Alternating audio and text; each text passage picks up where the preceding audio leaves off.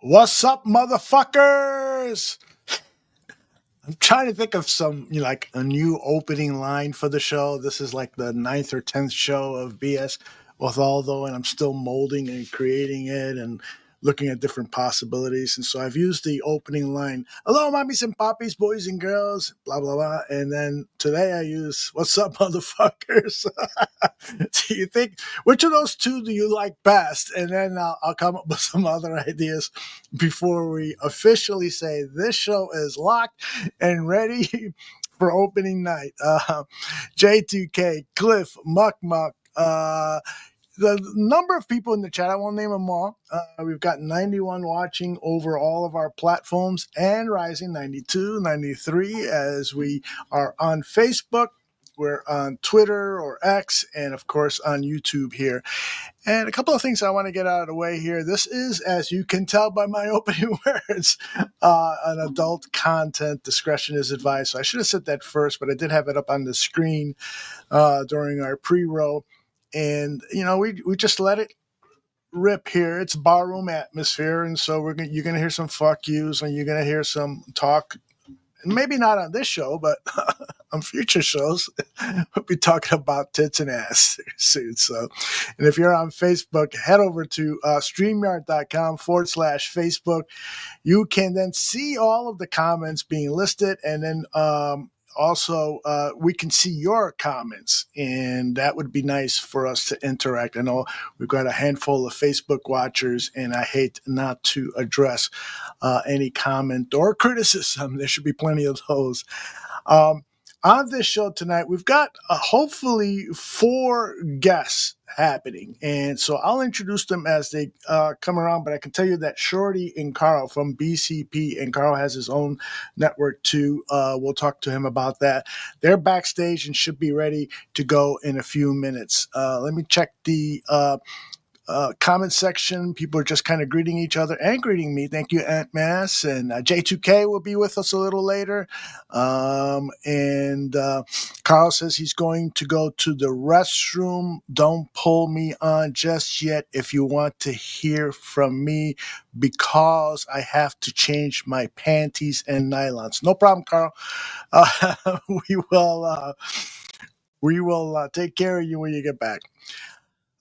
The main focus of today's show is free agency. And, it's a lot of times I tell myself I need to be a little nicer to Ryan Poles, because I knew the plan and I knew it was going to be a dangerous plan because you really got to hit on your player acquisitions.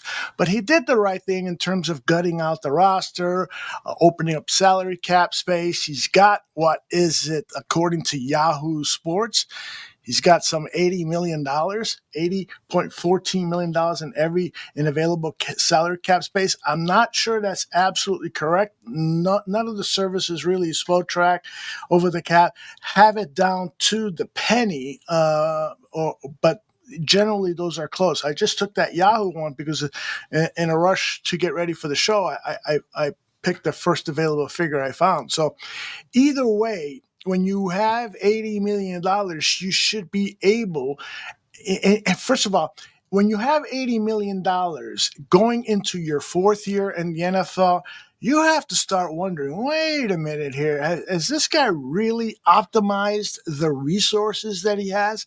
I mean, we could, and we've done this in previous shows here at the Barroom, we can go back to 2024 and 2023 and say, he should have spent more money on this guy. He should have spent more money on that guy, et cetera, et cetera. He should have kept David Montgomery, for instance, and paid a little more money. Arguable point. I get it. Arguable point, but when you see what Montgomery has done with Detroit and how he has helped catapult that offense from a mid NFL offense, sometimes low NFL offense, to a top 5 offense, and of course Ben Johnson and the other players get credit, but Montgomery's role in that offense has been instrumental. He's provided the power. He's provided rest for the better of the 2 backs, Jahmyr Gibbs. He has scored plenty of touchdowns. You think he could have done that with the Chicago Bears? Probably. I say he would have if we would have hired the right coaches, which again is on Ryan Poles. So I don't want to spend, a lot of time knocking the guy down because I've been doing a lot of that. But what I want to do instead is, you know, figure out a way to help the guy with our suggestions, and that's why I'm bringing this panel in, because I think we got some good minds coming in. Um, and help with the decisions that are coming up. So, for instance, one decision, when you have $80 million in cap, it usually means that there are a lot of free agents on your own team that you have to address. And we'll go over with the guys who those guys are and what they think, whether they should be re-signed to contracts. There's some big names. The biggest name, of course, is Keenan Allen. And I think the prevailing point of view on that is that Keenan Allen should be allowed to walk unless he is going to give the Bears a very friendly contract. And we'll talk about what that number should be. I mean, Spotrac, I think, has him at $11 million. I don't want to pay $11 million for Keenan Allen. No. $8 million? Okay, let's start talking among the coaching staff and Ben Johnson and so forth. And he tells me if this guy is worth $8 to $10 million, because I think that is the absolute bottom Allen will go. He could probably find maybe a little more than $10 million with the Chargers or elsewhere, but we'll see. So Poles has all of these decisions to make regarding players he should extend. Should he extend Kyler Gordon? That's probably the biggest name of the list of players who are eligible for contract extensions in 2025.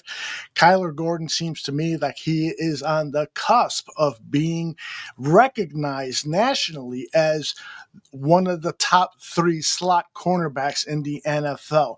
Now, there's a lot of talk about the kind of defense that Dennis Allen runs, and so we don't know the importance of the slot cornerback position, but I think it's safe to say, and I'd be interested in J2K Designs. He's going to join us shortly. I'll be interested in his take on this because he's studied a lot of the defenses out there. But the slot cornerback position probably has to be a ultra valuable position for any NFL defense, given what NFL offenses are running. Multiple wide receivers, lots of triple wide receivers, moving the number 1 receiver to that slot position. The slot corner has a huge involvement in the running game and helping to stop the run when you only have 2 linebackers out there. And so Kyler Gordon is just, hitting A's or B pluses in a lot of these categories that you look for in a slot cornerback, and that anyone in the NFL is looking for for their defenses. So, Kyler Gordon's going to take some money to sign. I don't know how much. I didn't research it, but I got to believe it's over $15 million. I bet you if he is allowed to go on free agency, he could probably get plus $15 million. A slot corner, if you have to franchise tag him, I haven't looked at it, but I bet you it's about $18 million. Absolutely. So that's a huge decision for Ryan Poles coming up. There's a lot of free agency decisions that have to be made, and they involve players within the team, and they involve players who could potentially be free agents very soon. Scottish Bear says you can't customize Caleb Williams 13 on the Bears website. Oh, you've been complaining about this again. Scottish Bear and other people are saying Caleb Williams is going to be number 13 again, but the Chicago Bears website, when you're ordering the uniform, is just locking in the number 18 for now. There's Scottish, I assume that you're right, that he is going to be 13 again, and probably because he would love that number 18 to burn, given the type of season. Not that he had a terrible season, but one for his standards, I'm sure he would like people to forget. So, just wait on that. I was going to say, when a player changes their number, they have to go through a lot of shit because they have contracts with these jersey makers, and they've printed, who knows, 1 million number 18 jerseys. And so you got to go through a lot of rigmarole to get your jersey number changed. And so that stores can then take the 18 off the shelf or mark them down, clearance sale bin, get them for $5-10, and it's replenish them with the 13s that are now, supposedly being printed. So that's a big thing. So Cliff says Bears will pay less if they extend Gordon early. I agree with that. And, for the most part, that's generally the case, right? That, if you get to the player early, and in particular, if he has a great 2025, but you signed them in, April of 2025, you're probably going to get a great fucking deal. And so I hope that they do sign him early because of that. I have confidence in him. Now he has had maybe minor is not the right word, but he has had a minor kind of injury history with the Bears. He hasn't played a complete season. He's had a concussion or two. Mr. Charles Johnson, Aldo, my motherfucker. My father, Father Mucker, how's it going? Thank you, Minister. Thank you for the good laugh there. So I have to say that I forgot what I was saying, but a lot of really big decisions come in regarding the Chicago Bears and what they have to do with free agency. That's what I'm hoping to talk about with our guests. And in addition to that, I want to talk about the available free agents and get their take on stuff.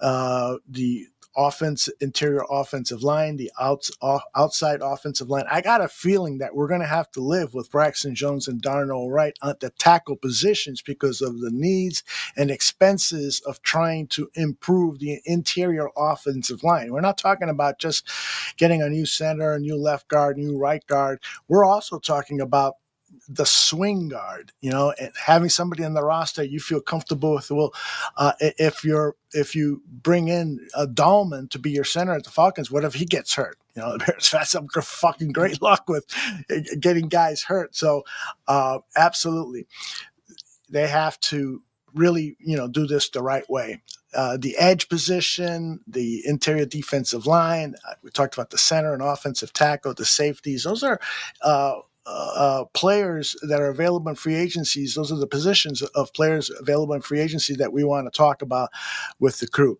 I want to welcome in Tim first from the four guests that will have. There he is. His name is Tim Willis. And I got to tell you, Tim, I want you to tell people why you are such a bad motherfucker, why your show, The Willis Twin Towers, Fridays at 7 p.m. Central here on the Barroom Network, is a must-see show for everyone, and just how much you hate your twin brother who you co-host the show with. How are you doing, Tim? Good. How are you, Aldo? Hey, I don't know if it's must-see television here, but it's definitely, it's an open communication with the chat and with all the viewers. I love doing it just because it's my ability to talk to all of you, and because, Bears fans, we're in this together, whether we like what we've seen or not. We're all in this together. And, without the fan base, there would be no Chicago Bears. So, but yeah, I don't hate Jeff. We definitely have a difference of opinion on a lot of things. And Jeff and I are, although we look exactly alike, we definitely don't always think alike. So that's definitely for sure. polar opposite personalities for sure in a lot of ways. But yeah, it's a fun show. If you guys haven't already seen it, you should get on and watch on Friday nights. We definitely involve the chat and we have a good time, and we appreciate you, Aldo. Well, thank you. One of the things that I really love about the show is that you guys have that instant chemistry because you've been together since you came out of your mom's womb, yeah. And so there's that chemistry that you have going on. And I've actually encouraged you guys a little bit. You need to let go. And tell your brother exactly how ugly he is compared to you, and the debates that you guys have with each other is the best part of the show. other than the interaction that you have with the chat. You pay attention to everything that's up on the chat. You basically are using those people as your guests, and that makes it for a really entertaining hour every Friday, 7 p.m. Central, right here in the Barroom Network. Tim, my first question for you is grade Ryan Poles' free agency over the past 3 years. He's had some hits, he's had some misses. This is the most important time of the year right now to acquire veterans that can help this team. It is the next major player acquisition period for the Chicago Bears. How has he done in the past? Give him a grade. And how hopeful are you that he is going to get it right or better this time? Geez, I would say, yeah, you hit it on the head. He's had some hits, he's had some misses. I would give it a C right now. I think that would be fair. I mean, right off the bat, I mean, the first signing was Larry Ogunjobi. I mean, within the first 30 minutes of free agency and didn't pan out. So again, and that was injury and he didn't pass the physical, but part of that too, you might wonder if some of that was on Matt Eberflus as well, because at the end of the day, he's the one that's saying, hey, these are guys that I like too.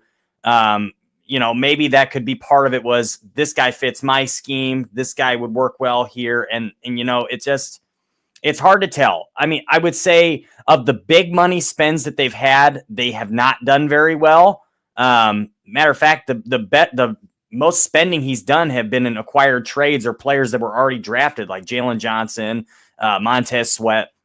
So as far as the big money deals go, they haven't been very good. They haven't been come to fruition, really, in my opinion. I've been on the record multiple times about Tremaine Edmonds, and I'll be the first person to tell you, I think he's a great player, and I think he, more often than not, is in the right place at the right time, but he doesn't always finish the play. And when you're going to pay $90+ million to an inside linebacker, they better be the best in their position, period. I mean, they just have to be. That's a lot of money to invest in a position that you can get a guy like that in the 4th and 5th round of the draft. Like, it happens all the time. Yep. Whereas on the flip side of that, the other inside linebacker, TJ Edwards, is on like $3 million a year deal. I think it's 3 years, $9 million or something of that nature. They're getting him at a steal. And he is twice the player, in my opinion, with the Bears at least, than Tremaine Edmonds is. He's makes more plays. He doesn't have the God-given abilities that Tremaine Edmonds does. He doesn't have the size. He doesn't have the speed. He doesn't have the length. Tremaine Edmonds, you stand him in the middle of the field. I mean, it's hard to get the ball around him. But TJ Edwards just tends to make the play where Edmonds doesn't always make the play. He's had some good ball production. I don't want to take anything away from him there. But again, if you're going to pay that kind of money to that position group, they better be at the top of their group. And I think a lot of it is the Roquan Smith thing hurt. Everybody, hated that move to begin with. I was a supporter of the move originally because they did need to bolster the roster. They needed to make some moves.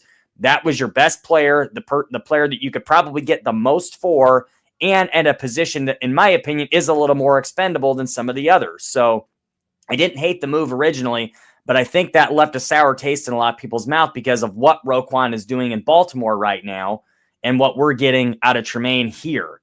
So, but again, you got 2 players for the price that they got Roquan Smith for, and then some, actually. I think his deal is actually still more than those 2 deals combined.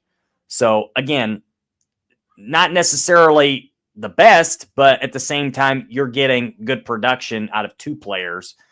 But again, as far as I would say a C. I think that's a fair grade because, again, there's been some good hits. Like I mentioned, TJ Edwards, and then I would say there's been some bad as well. And there's been some really bad in the trade department, which I think is more of a knock on him than free agency, in my opinion. I think a C is a fair grade, and I think that in terms of what is going to happen, given the personnel that he has around him, and I'm talking mainly about the coaching staff and how they're going to come in here and make their recommendations on how to attack free agency, he might have better luck at making some impact free agent acquisitions. So I hope that is true. He still hasn't made any major changes in the pro personnel department and so forth. So those are going to be the major forces in guiding him through free agency. But the other third thing is that he's got to maybe change his philosophy a little bit, and that conservative nature that he's taken, and maybe be a little bit more aggressive, particularly when it comes to the offensive line. We need a premier offensive lineman, and the quickest way to get him is to try to acquire one of the premier offensive linemen that will hopefully hit free agency. And speaking of hope, I got a guy here, Tim, that he's going to annoy the fuck out of you. He's got his own podcast. I like to call him a communist because he spells his first name like Karl Marx. But he's a true blood democracy lover. His name is Carl. He does a podcast called Thigh and Smile. What the hell does Thigh and Smile mean? What is that? I can give you the rundown if you want. I just don't know if it's worth your time. Can you give me the 10-second elevators pitch? Thy, the English word. I can't think of the author who used it all the time. It's short for vitality, okay? So it's total bullshit. I used to have screen names in high school that were just filled with long strings, letters, numbers, and I hated that. I wanted something unique. So watching videos of Mortal Kombat, you've all heard of fatality. So just add thy to it, the English word, vitality. It's stupid, but I promise you it's the first time you ever heard of it, right? That was the goal. Smy for Smiley, my other co-host who has been MIA for a year. So there you go. So why not change the name of the show just to Thigh? By the way, that is a stupid idea. He's making a comeback. I can't hold it against him. Mr. Smy has a kid. So oh my goodness. I'm not a true communist. I don't hate children, so had to sneak it in. Well done. Well, here's a guy that knows a lot about kids because he's got 4. Tim Willis. Yeah. Oh yeah. Yeah. Congratulations to you, man. Thank you. All boys. What's that? What are the ages of the boys? 13, 11, 4, and 1. Jeez. You got a wide range. I do got a wide. Well, after 13, 11, I thought we were done, but we thought wrong. So no more though. Can't have any more. That's a good thing. Well, you got enough for a basketball team if you can still play. That's the wrong sport, Aldo. 14 would be more of my sport. That'd be 14 weight classes. So, but no. Maybe Carl can help you out with the illegitimate children he's got running around. No, that's Dan Shorty. That's Dan Shorty. It might be Jeff Willis too. My brother might have a bunch of those out there somewhere. Jeez. Cliff says thighs, THIGHS, would be better than thigh if it counts. Cliff Victoria's the master chef. He's always thinking about chicken thighs, his wife's thighs. I don't know. So. Speaking of thighs, man, I was watching. You guys ever watch Love Is Blind on Netflix? No.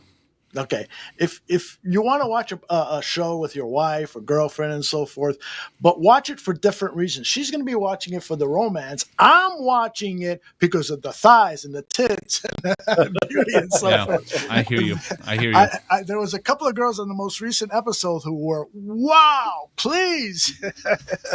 Anyway, let's get back to the topic. And I told everybody adult discretion, so put the kids to bed. Carl, give me your grade for Ryan Poles and what he has done in free agency over his 3 years as general manager, and what's your level of confidence for him moving forward into 2025? So free agency specifically, I know Tim mentioned the Larry Ogunjobi experience. I thought that was a good thing to retract that contract just because of the injury. You didn't want to start your tenure by signing off on an expensive player that couldn't play for you. That'd be terrible, right? Mm-hmm. Overall, I'm not too happy with the people that wanted to ship out Ryan Poles this year. I mean, I understand wanting to have that alignment, but my thought process was that I believed in Caleb Williams. Caleb Williams, I feel like, is the best quarterback that this franchise has ever had, at least from a talent standpoint. So to ship out the general manager and bring in a new regime so early would just open the door for a Ben Johnson to say, you know what, that's not my quarterback. I didn't decide on him, right? So there's still some sort of lineage there where if it doesn't go well this year, you can retain that, right? And it's still early on to bring in Ben Johnson, so I think that was the correct move to keep Ryan Poles. Shorty mentioned this earlier, and I'm trying to scramble to do some last-minute homework.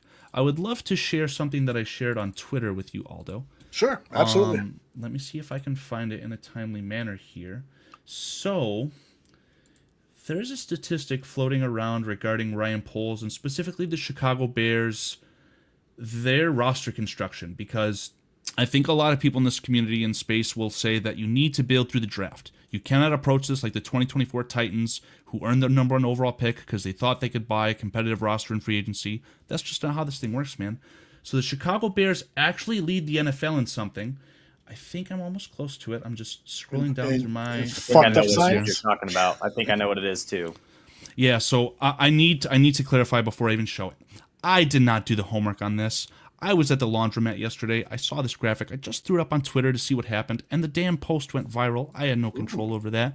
So, if you take a look at my Twitter here, this is the exact graphic. I think I can add it here. There it is. So, each NFL team's percentage of first and second round picks that are starters on the team that drafted them. 91% the Chicago Bears. Mm-hmm. So Ryan Poles is hitting on the first and second round picks that he's drafting. Now keep in mind, this graphic applies to Jalen Johnson, Cole Kmet, guys that were drafted by the previous regime. What I'm struggling right now to figure out is who the remaining percentage of starters that were drafted by the Bears by them are not starting. I can't find a first or second round pick currently on the Chicago Bears, drafted by the Chicago Bears, that isn't a starter. I think you could get into the weeds and probably say that Tyreek Stevenson isn't your starting cornerback, but he's technically your starting cornerback number 2. So Ryan Poles is hitting on the draft when it matters, guys. I know that the third round has not been pretty, and I understand you get quality players via the third round. That's where the good teams are made, right? On day 2 of the draft, second and third round. The draft we're talking about this year, picks 20 through 60, same exact quality, right? So it's important to hit, but when it matters, they're getting there.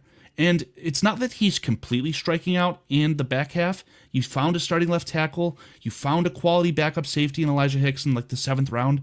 So you're finding something. It's not always going to be perfect, but I think Ryan Poles, through the draft at the very least, deserves to be the general manager of the Bears this year, because of this alone. Tim, before you comment, let me just point out one thing. All of those teams, the Bears are worse than all of those teams on that list, except the Jets. They're not worse than the Saints. They're not worse than the Saints. Arguably correct. I mean, it's close, though. But the Saints have been more poorly mismanaged. Loomis does not know how to manage a salary cap in New Orleans. They're always in salary cap hell because he's always trying to win now and doesn't have a long-term vision, unlike Ryan Post. So I'll give you that. But for the most part, I mean, we're talking Eagles, Steelers, Bucks, Colts, arguably, Chargers, Falcons, Broncos, Bengals, not the Browns, Cowboys, Patriots, Titans, Chiefs, Cardinals, and Packers. Those teams are all pretty much inarguably better than the Bears. So that I love the stat, and this is a great graphic, and saying that 91% of the starters, it does have some value. There's no doubt about it. But, it still hasn't resulted in what we want, which are playoff appearances and hopefully ultimately Super Bowl appearances. Tim, what do you think? Yeah, go ahead, Tim. I mean, I agree with it. I think it's a good thing, right? I mean, it's good to be at the top of that list. That means your first and second round picks are hitting, like you mentioned. That's good. But I would say part of that, I mean, look at the number 2 team there is Philly, just won the Super Bowl. Their first and second round picks have been phenomenal. They've all hit, and they've hit very, very well. But the other part of that equation is just for an example, their starting left tackle was a 7th round pick that never even played football before. So it's not just about how well you can draft. The development also matters. And I'm not so sure that we have been very good at developing talent in certain positions. Yes, obviously our DB room is very good, and they've developed very well. Linebackers, so, but those are also, that's a position that was free agency for the most part. Yeah, you bought those linebackers. Exactly. So I understand the graphic, and I think it's a good thing, like I said, but at the same time, your hits, just because they're starting, doesn't mean that they're starting caliber in other places too. I would say for the most part they are. I think most of those guys that we have drafted in those top positions would be starters, but what else is there? Because First and second round picks, those are guys you're drafting to start. Absolutely, 100%. But you also hit the nail on the head when you mentioned those third round picks have not been very good. And I think Ryan Poles is very old school in his approach. You know, he wants to get the starters in the first and second round. He's not going to reach for positions of need. He's going to draft best available player. Again, all things I agree with. I think that's the right approach to the draft. But then when he gets to the third round, it's okay. Now we can start drafting guys who have potential, but maybe not be starters. We don't know what they're going to be necessarily, but the traits jump out the window. Well, again, Velus Jones' traits jumped out the window, but he had a lot of things going against him. Number one, he was 24 years old and he turned 25 before the season even started.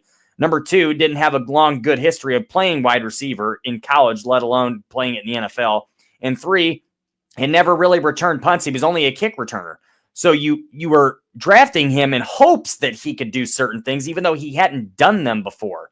That's not what a third round pick is for. In my opinion, it's, you draft for the traits, but you also have to have some sort of experience there. You have to see what have they done at the college level or before that tells you that they can do this.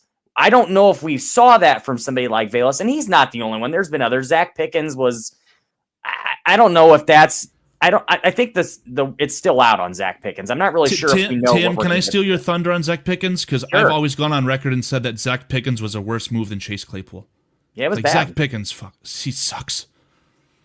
I just when that pick happened, my first thought was, because I can't remember who was still available at the time, but there was somebody that I really had my eyeball on, and then John Michael Schmitz, perchance. Yeah, center? That was one of them. It was a center, I believe. Yeah, but my thought process was, okay, we just took a defensive tackle with the pick prior, just a few picks before.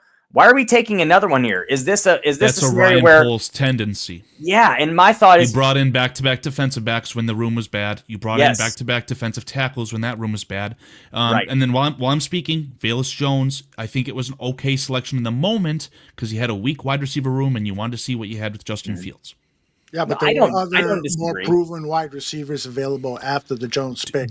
Do you have the names? I legitimately can't remember any off the top of my head. I will look them up. But not first, to say you're wrong. Let me. No, you were saying I was wrong. You were saying I am not a communist. I'm just kidding. Let me bring another guy into discussion. His name, I don't even know his fucking name, to be honest. I just call him J2K. Just call him the man. Call him the man. Now, why can't I put his avatar on here? I'm not sure. Can you, J2K, allow me to put the avatar on here? I think we can do that. Can you hear us, first of all? I can hear you. Can you hear me? Yeah, perfectly. Is it, Aldo, that this scene only allows 3 cameras? Do you have to add a 4th camera? Well, hey, while you're figuring that out, Tim, it's finally good to talk to you. Yeah, same to you. Blink 182. I worked at the record store in their hometown. And really? I worked for the record label that originally signed them. Cheshire that was Cat. California. What city? Poway was the city of the record store, but they're from RB, and that's what the 182 is. Pager code for RB, Rancho Bernardo. Okay. Yeah. So I actually knew them before Travis Barker even joined the band. There was a guy named Scott. He was with the Aquabats, and they were touring in the same place, and happened to run into him. Their drummer they were not getting along with, and he just happened to play with them. And story goes as it is now. So yeah, that's a cool story there. Yeah, man. I was in the music industry for many years. That's awesome. Back in my youth. I'm a huge music buff, so yeah, man, it'd be awesome to talk with you about music sometime. I know we all talk football, but maybe someday we can. It'd be cool. Absolutely, love to. I'd love to hear it too. I'm going to figure out a response to J2K's visual element here. Not that that's the biggest part. The most important thing is that we can hear him. And before then, I address Carl's question about who was drafted after Velus Jones. J2K, first of all, I want to get your grade on how Ryan Poles has done over the last 3 years and what your level of confidence is for Poles to hit big in free agency this season. Well, overall, I think Poles has done a good job as far as individual player acquisitions. I mean, we saw the graph there that we're at 91%. We lead the league in first and second rounders starting. my issue isn't so much with so many specific picks. It's just the overall philosophy of building outside in, ignoring the trenches. When we drafted Velus Jones, you had Abraham Lucas available. You had a couple other offensive linemen available. I think Zach Tom was available at the time too. So I think that Poles overall has done kind of a shotgun approach in free agency.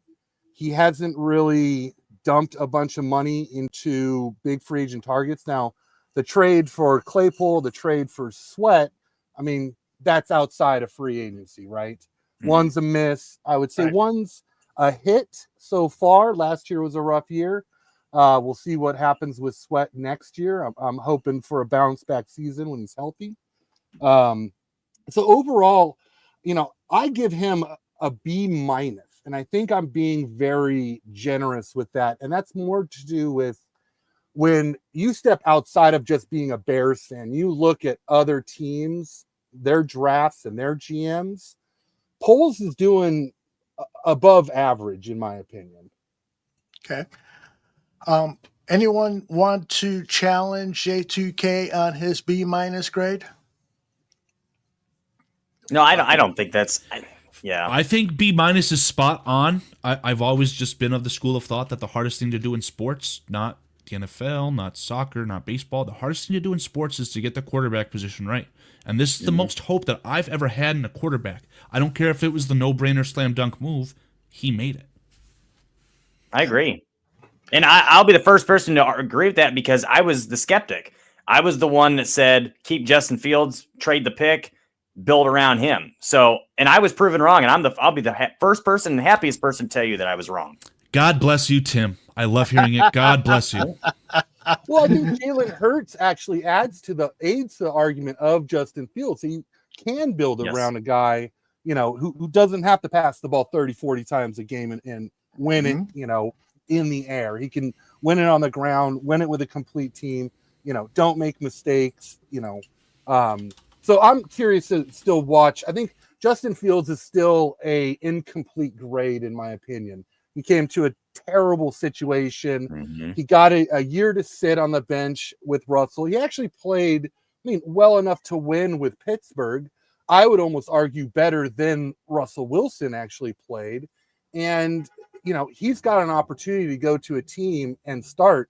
And I think next year, at the end of next year, is really when you're going to solidify the career grade for Justin Fields. Very good. All right, Carl has done some research here and found out that, let me see, where are you?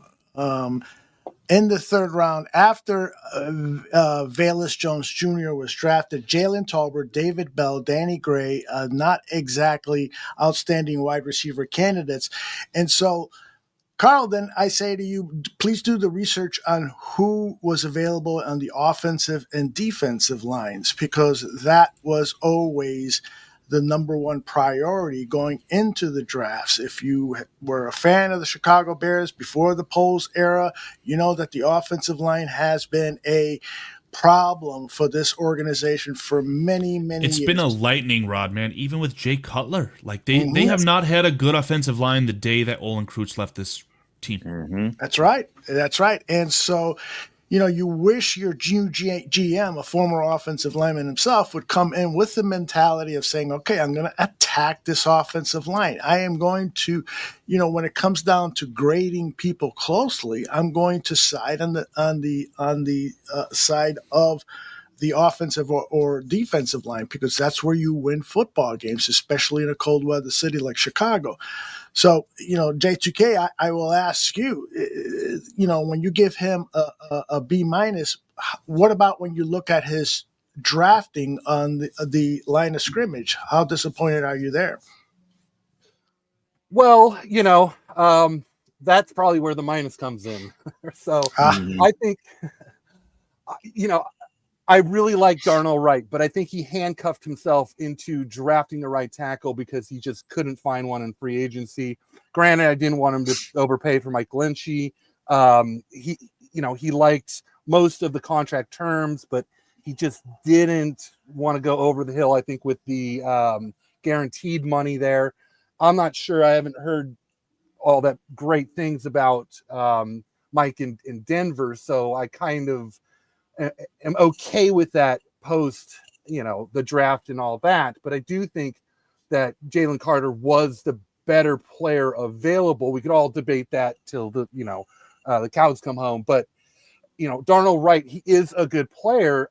I just have issues with drafting a right tackle and this draft coming up, an interior offensive lineman with a top 10 pick. Mm-hmm. So those are some issues. I like the Dexter pick. At the time, I liked the Pickens pick. What I saw was Dexter as a nose tackle and Pickens as a 3-tech. I think they've both been played out of position, and I'm curious what Dennis Allen's going to do with the two of them. Dexter clearly has ascended much faster than Pickens did. Pickens had a disastrous year this year, and due to injury, he injured his groin. He was out for 4 weeks, came back, played half a game. Didn't he re-aggravate it then, J2K? Yeah. Yep. Exactly. So you're spot on here. Out again another 4 weeks. You're talking about a guy who he didn't ascend as fast in his rookie year as Dexter did, and then now he's in his second year, and he has no opportunity to ascend. So, in hindsight, it was a bad pick, but you got to trade draft picks kind of in 3 different categories: who they were in college, what the fit is for the team at the time. Are you taking best player available? Are you taking positional in need? And then what's the outcome? So the first 2, I think, was okay in my book. Obviously he hasn't worked out as far as his career with Chicago. So that's a bit of an issue. I love the Booker pick, and I'm flabbergasted that we took the punter in the 4th and we took him in the 5th. In my opinion, it should have been flipped if you just think about it logically. But fortunately for Poles, we did get Booker, so I do like that pick.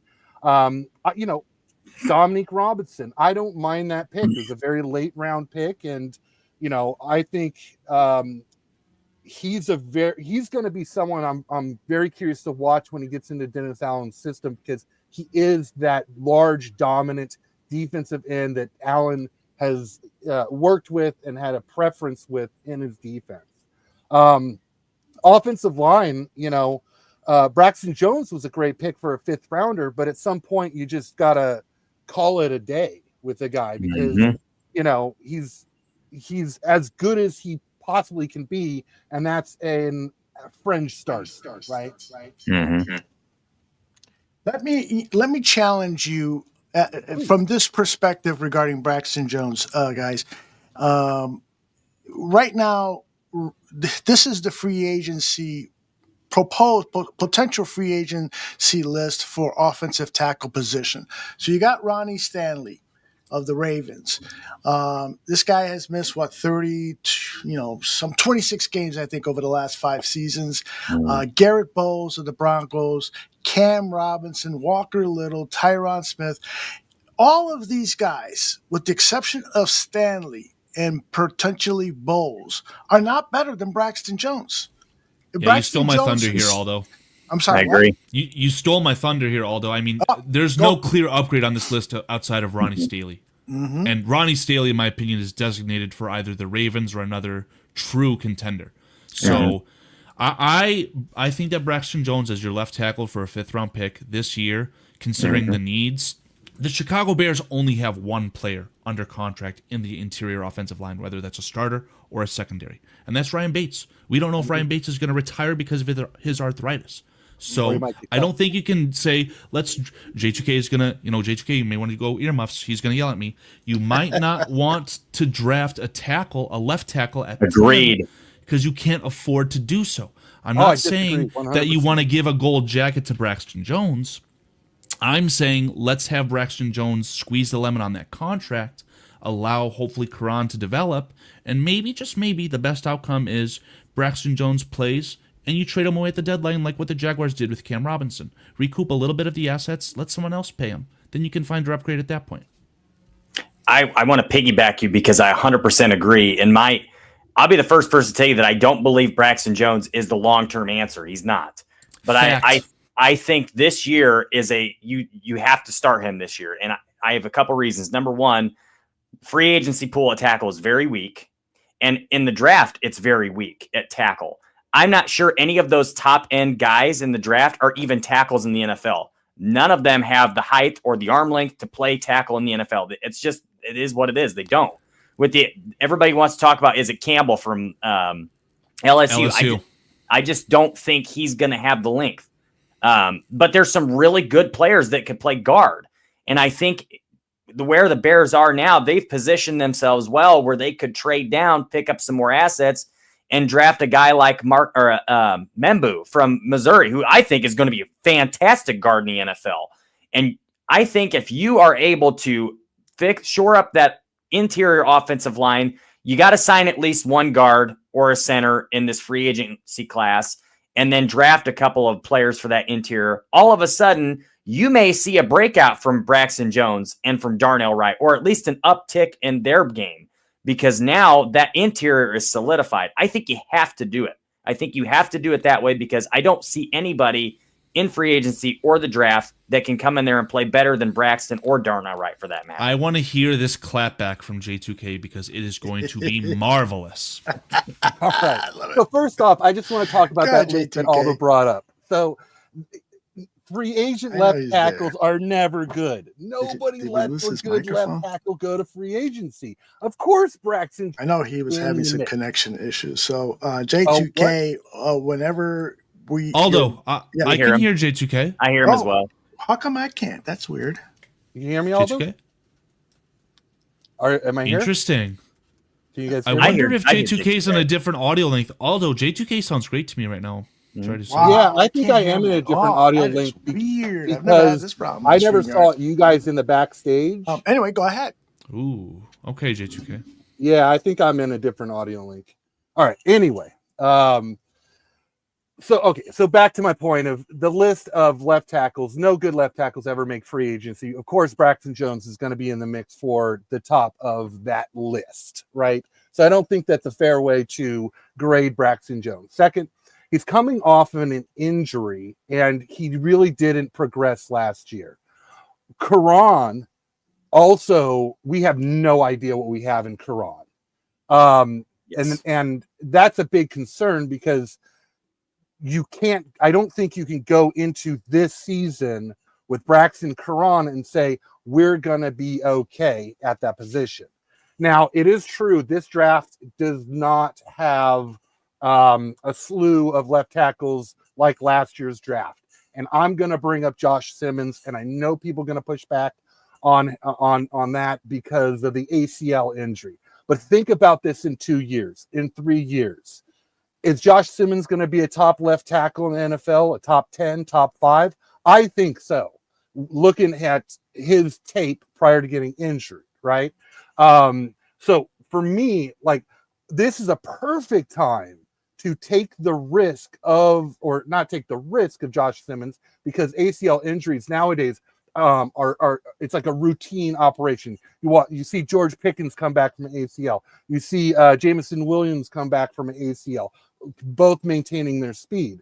With Josh Simmons, sure, you may wait until the 6th game, 8th game of the season before he's fully healthy to actually play. But the reward that you get in 2 years, 3 years, 10 years to have a top left tackle in the NFL far outweighs this. Let's just roll it back with Braxton for one more year. Maybe Karan works out. I think Karan's going to be a fantastic left guard, a Pro Bowl left guard. Why not put him there? We have the need. You're not wrong, J2K. I agree with you, and I know we talked about this on Twitter regarding the ACL injury and how after Adrian Peterson coming back and doing what he did, it kind of erased the school of thought of an ACL being any sort of serious injury, right? It is a serious injury, but to a lesser extent.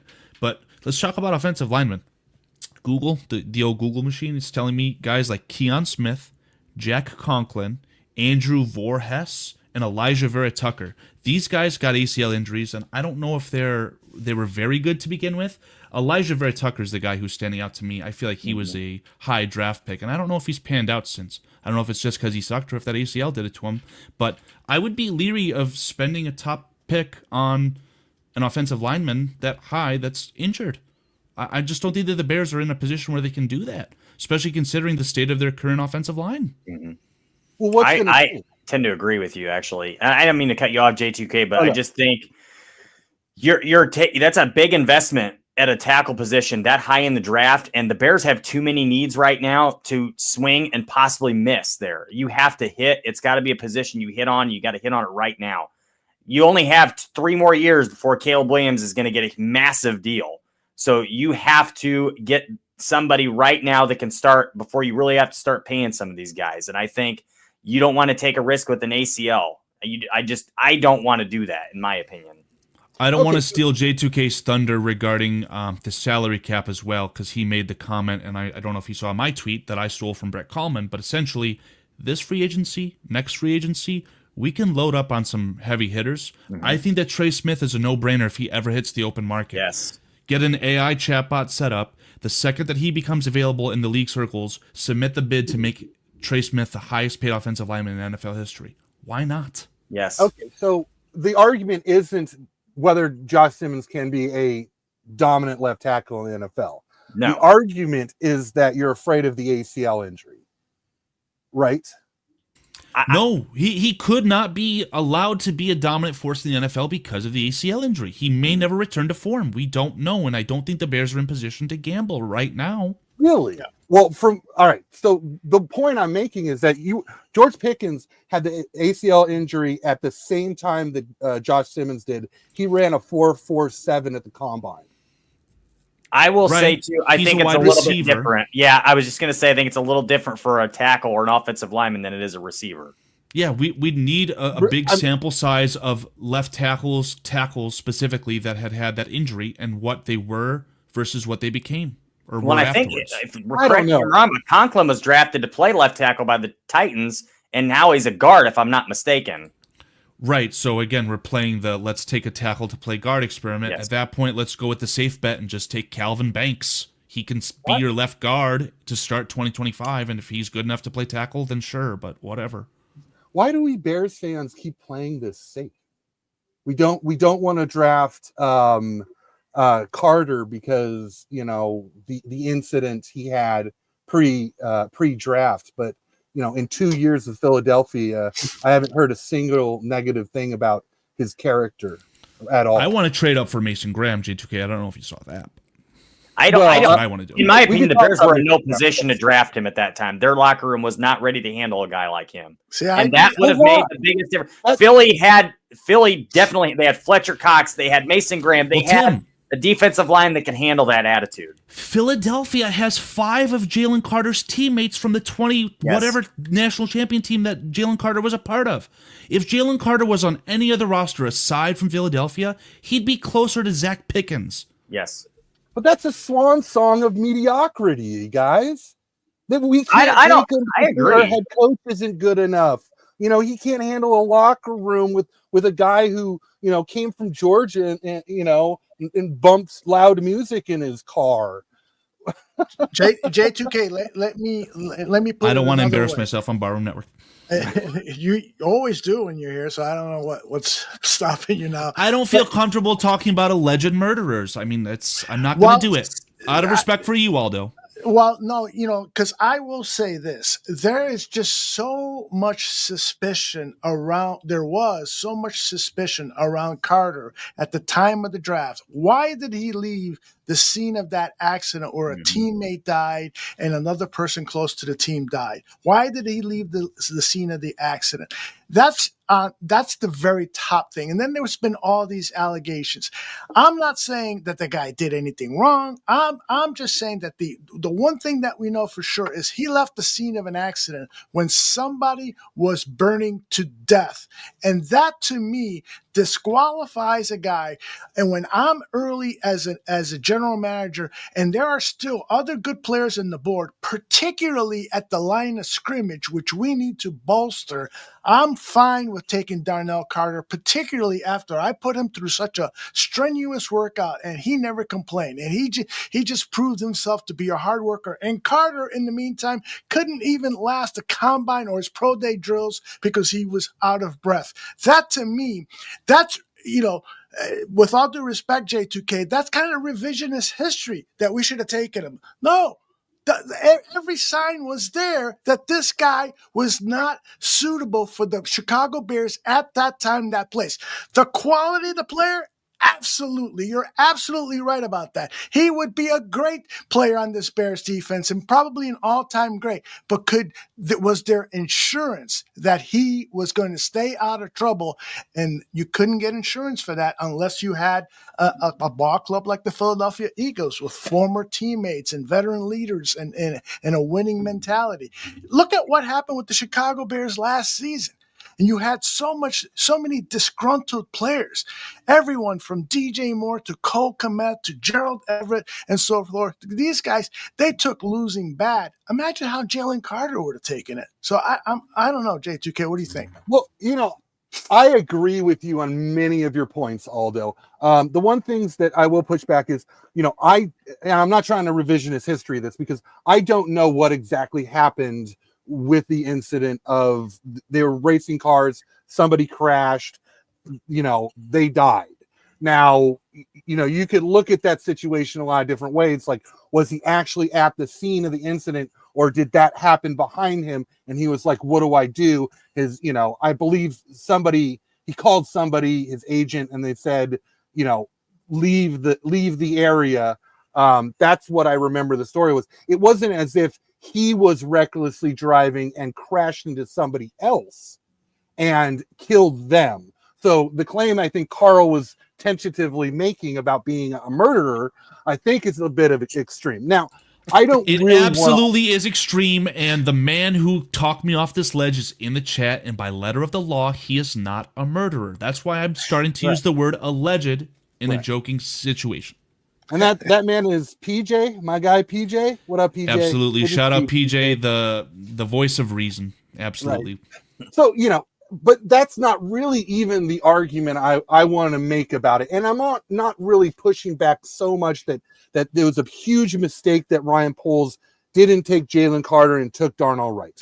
I think that my issue is more that he handcuffed himself into the draft. And Greg Gabriel said that Ryan Poles said to him via text that I'll just draft a right tackle. And I don't think that's the correct philosophy you want to go into the draft with. You really want to fill out your roster as best you can, with free agency, without overspending, clearly. But then you want to go into the draft going, okay, best player available at a position of need. Who do we have? And I think he handcuffed himself to Darnell Wright. I'm okay with that because I am, my biggest criticism of Ryan Poles was building outside in. He finally took a right tackle. It was with a top 10 pick. That's kind of a fringe for me. Right tackles are more important in the NFL than they were 10, 20 years ago. So I'm okay with that. But when you're going into this draft, like if he takes Will Campbell at number 10 and he becomes a left guard, I'm just going to lose my shit. I've seen Tyler Booker mocked to the Bears at 10. That would also make me lose my shit. So you're right on there. I don't want them to draft a guard, an out-and-out guard. I think if they're going to draft a guard, they got to move down. Campbell. Oh, sorry. You had a stat you brought up about Will Campbell. He gave up 5 sacks. He started as a freshman, day one. He started more years than sacks he gave up in the SEC. He started as an 18-year-old and only gave up 2 sacks in 3 full years. No, 5 sacks total. It's 5 sacks. Okay, well, that's where we get into the weeds with the PFF. Chris Collinsworth, love child. And he gave up the sack. Last year was 3. So, 5. Okay, you know who also did that and played 2 more games because his team went to the national championship? Right, Ohio State. I get you, but again, Ohio. No, you're not wrong. Josh Simmons. Nope, Alex Leatherwood. Sure. Yeah. That's why Mike Mayock looked at these statistics and decided to make that choice, and look where Mike Mayock is at, right back at his old job. You can't use those kind of stats. You got to look at the player. And my issue with Will Campbell, not only is it the short arms, but it's the short wingspan. So his chest is small. Then you see how his feet are, and he has this huge wide base. That's not going to work out at guard. And now you're talking about, can he move his feet inside a little bit more because there's a tighter area? He's not kicking, not sliding back in the kick step. He's basically planting his feet. His feet are going to be more inside. He's 6'6". We've seen Caleb Williams struggle throwing, and Justin Fields throwing around Tevin Jenkins, who is 6'6". If the guy can't bend when he gets that position, can't switch up his footwork, and he has these incredibly small arms, he might be an average left guard, and we're going to spend the 10th overall pick on him? This is just wild to me. That is more of a risk to me than drafting Josh Simmons with his ACL. All right. Let us move on. But by the way, you guys are all making great points. And regarding Austin Booker, I just want to say that's one of the key guys I want to see at the combine. I hope he goes through the drills. I want to see his athleticism, because he definitely is a big man. If he has a certain level of athleticism that I'm comfortable with, and because I place as high a value on guards as I do offensive tackles because of today's NFL, I could see him going number 10 to the Chicago Bears if you cannot work a trade down that is appealing, and that you're not just selling out. But speaking of selling out, there's a guy that I want to introduce now. His name Great job on that. Thank you. His name. What the hell is your name, dude? I'm trying to move his picture over and I can't. Let me do it this way. There he is. He's eating his potato chips. He just finished putting his pants on. And his name is Mr. Shorty. He is the president, creator, and leading star over at the Bears Country Productions here that you can find here on YouTube. I really appreciate the fact that he's got his mic muted so that we're not hearing that annoying chip sound effect. There he is. Shorty, how are you, brother? Well, first off, I was just enjoying watching you guys go at it. So I got my chips ready, and I was just, by the way, I eat my chips very delicately, I literally munch on them. Yeah. Man. Playing words there. I savor them. I don't have to shovel them down my throat. Well, thanks for being on the show. Can't we'll talk relate. to you soon, okay, brother? Thank you, Mark. Have you been listening to this argument or debate? Yeah, that's why I got my potato chips ready. I'm just sitting back there. I get the joke.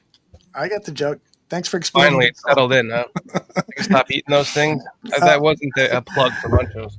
What do you think about what's being said here? And then, I want to get your overall assessment on Ryan Poles. How has he done on free agency, which is the next major period of player acquisition for the Chicago Bears that starts next week 3 weeks from now. So, Shorty, what do you think of what has been said here? Well, first off, thanks for having me, man. You bet. I appreciate it. Nice to meet you, Tim. Nice to meet you as well. Fan of the show. Thank you. Yeah, so, I took some notes because you guys all said great stuff. And so I just want to end the Jaylen Carter thing. That I think that he went where he was supposed to go. Mm-hmm. I'll leave it at that. No to Trey Simmons. No, absolutely not, Carl. No, not that much money. Not that much money. Trey Smith, not that much money. Again, we haven't gotten into the weeds on this, but I would love J2K to we explain won't right now, but the salary cap. What about Kevin Zeitler instead? Is that his name? From Too the old. Lions? Why not both?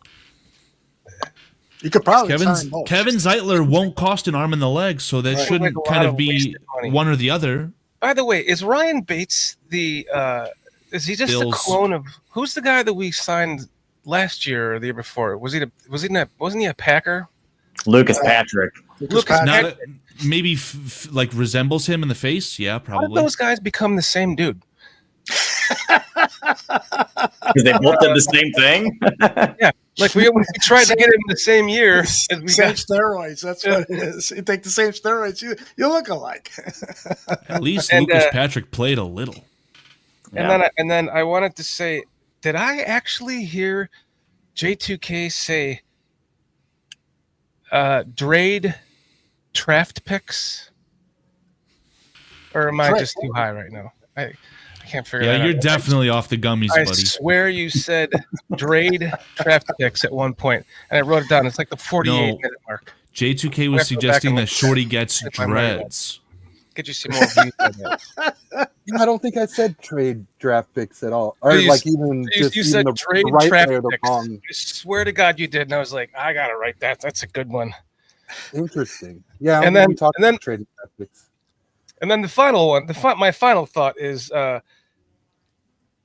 some of the picks that Ryan Poles might have taken that weren't hits. Well, that's my second, because I also want to add to the first and second round picks thing that you were talking about. As I was doing some research in the background, it's like, Tremaine Edmonds was a first round pick. No, Shorty. DJ Moore wasn't he a first or second round pick? We have a lot of them that we traded for or signed. No. The graphic was specific to draft picks that the team made. Right, first and second round. The Bears did not draft DJ Moore. I'll check that one off. And so I'm gonna finish this up with I think a lot of the picks that, not a lot of them, but we have to take into account that we're expecting Poles to be working hand in hand with Ryan or with Ben Johnson, right? Mm-hmm. For picks. Yes. So how many were influenced by what Flus thought he saw? I made that comment earlier. I agree with you. And I never hit home on this. The draft picks that didn't pan out, I mean, you're drafting because of potential, not because they're a surefire thing. And this coaching staff hasn't developed too many guys in the later rounds. Some, but not all. It's a new coaching staff, so that argument is... In 2024, Bears fans learned how much coaching matters. Again, to my point of the quarterback. Mm-hmm. How many fourth quarter comeback victories did Eberflus directly steal from Caleb Williams? 4, 5 for a rookie quarterback? That's good. I want to actually push back a little bit on that. The staff hasn't developed any of the late round draft picks. Braxton Jones, Tyler Smith, Hicks at safety. You look at even guys like, I'm forgetting. J2K, you said Tyler Smith. Do you mean Tyler Scott? Because he has not panned out well. No, Smith, the cornerback. He was the Terrell Smith. Terrell Smith has been robbed because of injuries. Terrell Smith is better than Tyreek Stevenson, so bravo to you. Tim mentioned how good the DB room is. I said before the season started, the Bears were on par with the Ravens, having the best defensive back room in the entire NFL. I still feel the same way.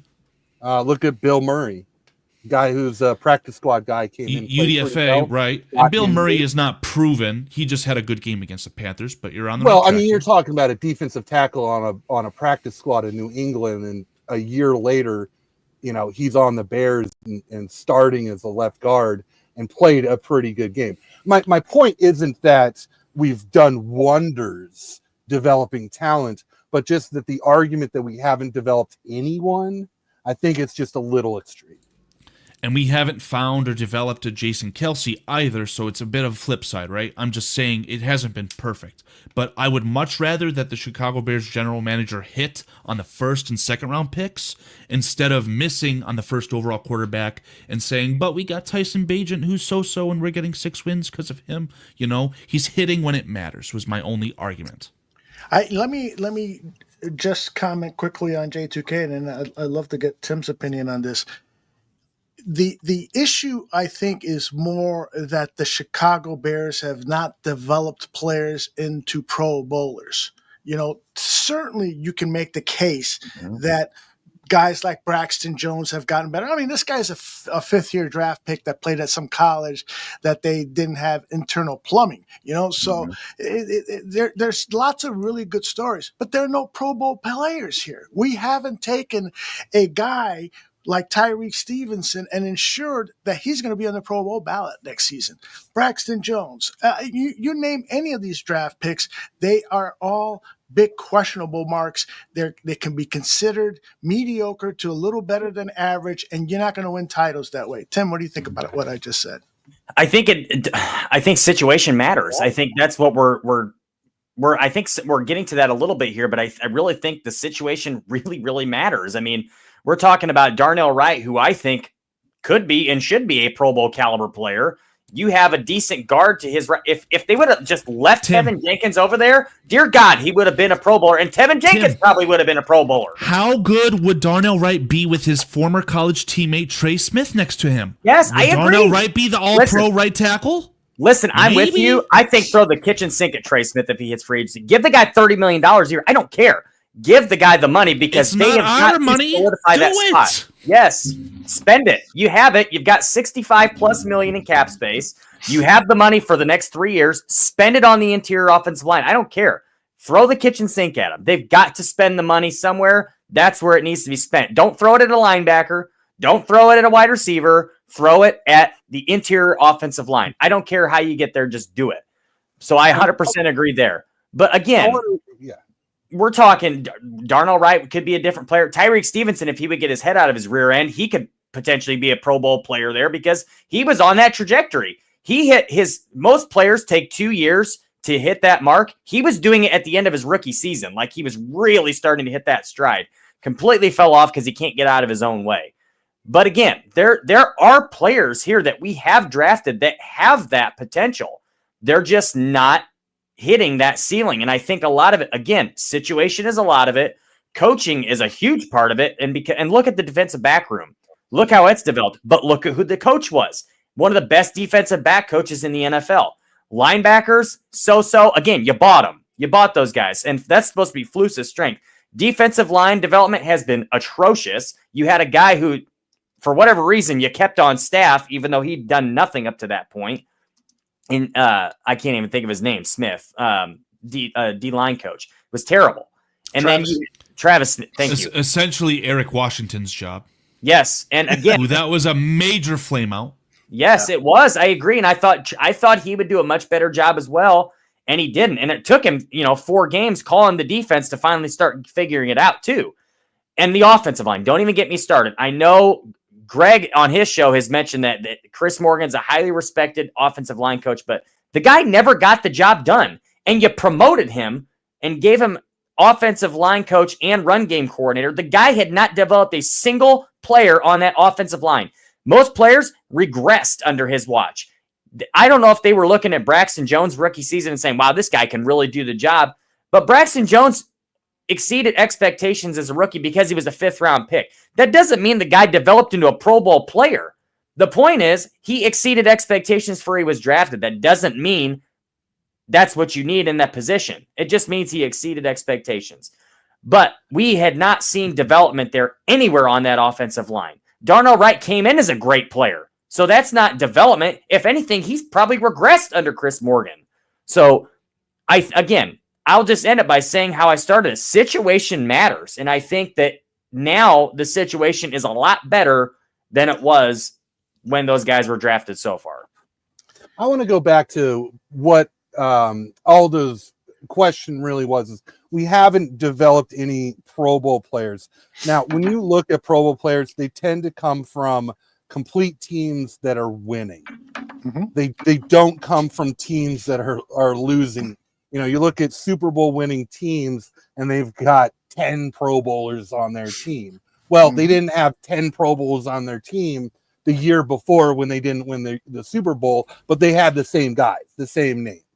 So I don't really use that as the accolade we want to get to. Yeah. Pro Bowl, NFL Top 100 is a popularity contest. The only real barometer is the All-Pro, and that there's only, 22 of those? All right, Carl. So what I do think, though, is that this whole concept that we haven't developed anyone, it's just, look, I'm not going to push back so hard that Chris Morgan is a fantastic O-line coach and nothing is his fault. He did have the number 1 and number 2 rushing offense 2 years in a row, back to back. some people say, "Oh, well, on that just for a second." Justin Fields was 50% plus of that rushing offense. Okay, well, this is where I'll point out the statistics for you. In the first 7 games of the first season with Justin Fields, Fields at the most had 55 rushing yards in a game, and we were still number 1 in the NFL at rushing. The threat of it too, the threat out of the triple option. He had a 5.3 yard average. Khalil Herbert, who is now a backup. Don't get me started on Herbert. They misused him this past year. Misused him. Well, look, they didn't use him. I don't think it's a misuse, but I don't think he was a complete enough back. But Chris Morgan still got enough out of him. The biggest thing that a lot of people missed as far as information goes is that when Waldron came in, he changed the offensive line for Chris Morgan and said, "I want you to run my system." And Chris Morgan obliged. Yeah, that's why he was retained with a new offensive coordinator. Right, like he bowed down to him, and it was to his detriment. Right, and a lot of these guys oblige because they want to keep their job, and they think, "Well, I can do it." But a lot of these marriages just don't work, man. You got to. The right way to do it is always management hires the GM hires the coach brings in his offensive and defensive coordinators, the coordinators bring in their position coaches. That's the way is the most proven method to accomplish your goals as a team. Now, have other methods worked? Absolutely, but the most proven method is the one method that the Chicago Bears rarely seem to do. It's just a mess.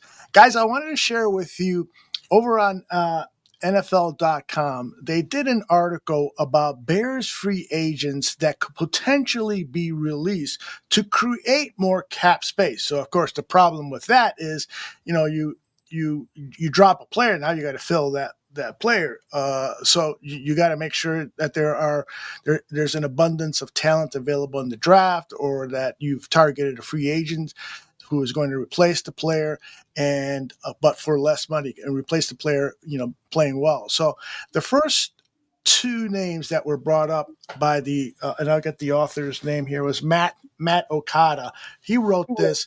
He says Tremaine Edmonds or TJ Edwards should be released. And so when I saw TJ Edwards' name on here, I said, no effing way, we're going to let go. But he writes this: the Bears are currently projected to have $63 million in cap space. Other people are saying $80 million. But they also have a lot of work to do to build around Caleb this offseason in hopes that he can take another step under Ben Johnson's tutelage. That might mean saving money in certain areas to reallocate it where it matters most. As such, middle linebackers Tremaine Edmonds and TJ Edwards could be cut considerations. Edmonds carries a $17.4 million cap hit through $13 million of that would remain dead money unless he was designated as a post-June 1st cut. And the $6.8 million in cap relief then wouldn't take effect until June, negating the benefit in free agency. So you could save more money post June 1, but you're not going to have that money in March when you needed to sign free agencies. So I'm not even going to read the TJ Edwards rationale that he has here for eliminating him, but let's focus in on Tremaine Edmonds. Would you release Tremaine Edmonds to create some cap space, but essentially lose out on millions of dollars of available cap space because you might have to, do the June 1st, post June 1st cut? Let me start with you first, Mr. Shorty. Where do you even is you're going to re-sign what's his name and put him in the middle? Put Jack Sanborn in the middle. Yeah. Put Jack Sanborn in the middle. Yeah. What do you think of that idea? Maybe. I mean, maybe. But you're gonna have to draft one eventually, then, right? Absolutely. So is he a stopgap, or is he your middle linebacker?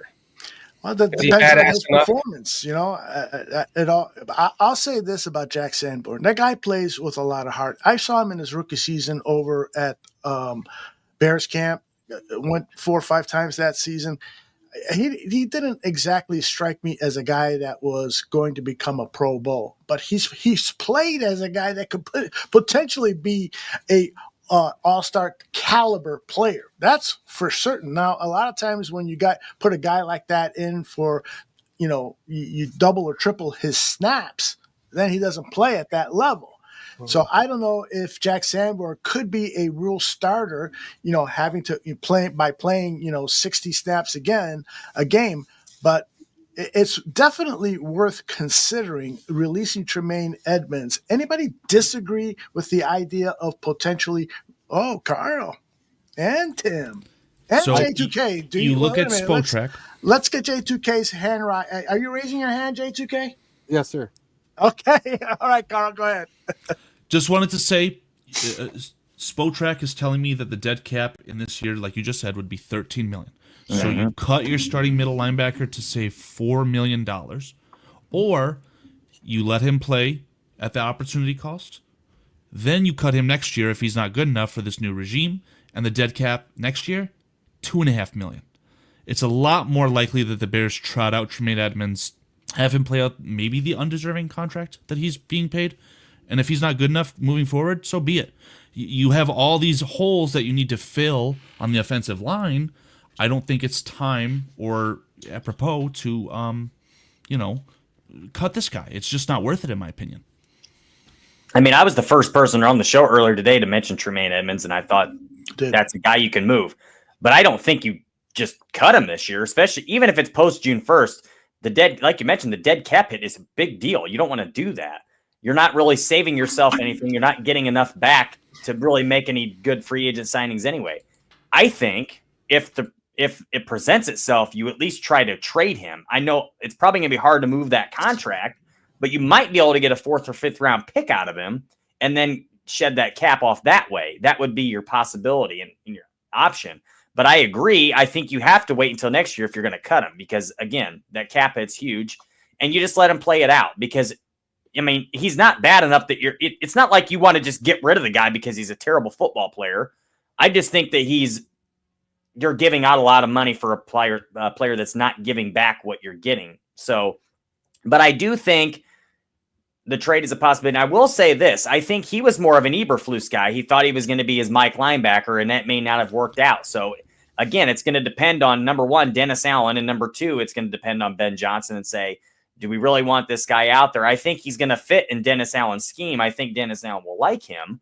But again, that money does make a big deal, or it's a big part of this, and you're not going to cut a guy and not get that money back. That's foolish. It's a waste of resources, essentially.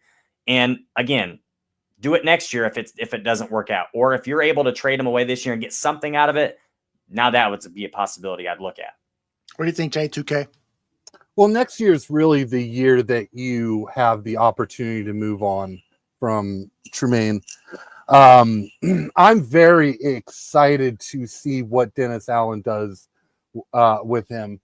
One thing that Flus did successfully with Edmunds was in pass coverage. And I think that what a lot of fans don't see, and granted, they don't see it because a lot of times quarterbacks avoid Edmunds where he is in the field because of the length, because of the speed, because of his coverage. So we don't see we don't see the plays that he stops or the quarterback can't make and goes somewhere else, drops the ball off into the flat, or runs for 3 yards and gets tackled.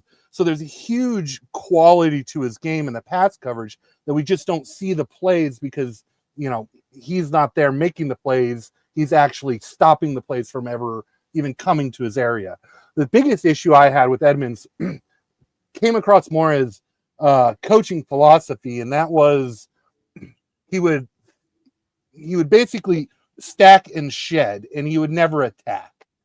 So he looked like he was lazy. He was waiting for the ball carrier to get to him. And this is in the run game.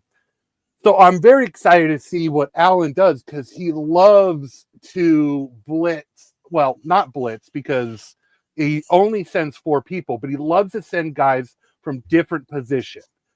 And And we can get more into the Dennis Allen defense because I'm really excited to see what this defense does with the players we have. But with Edmonds, there is this big upside that if you just give him the green light to attack the gap, not stack and shed, we might have a true monster at middle linebacker.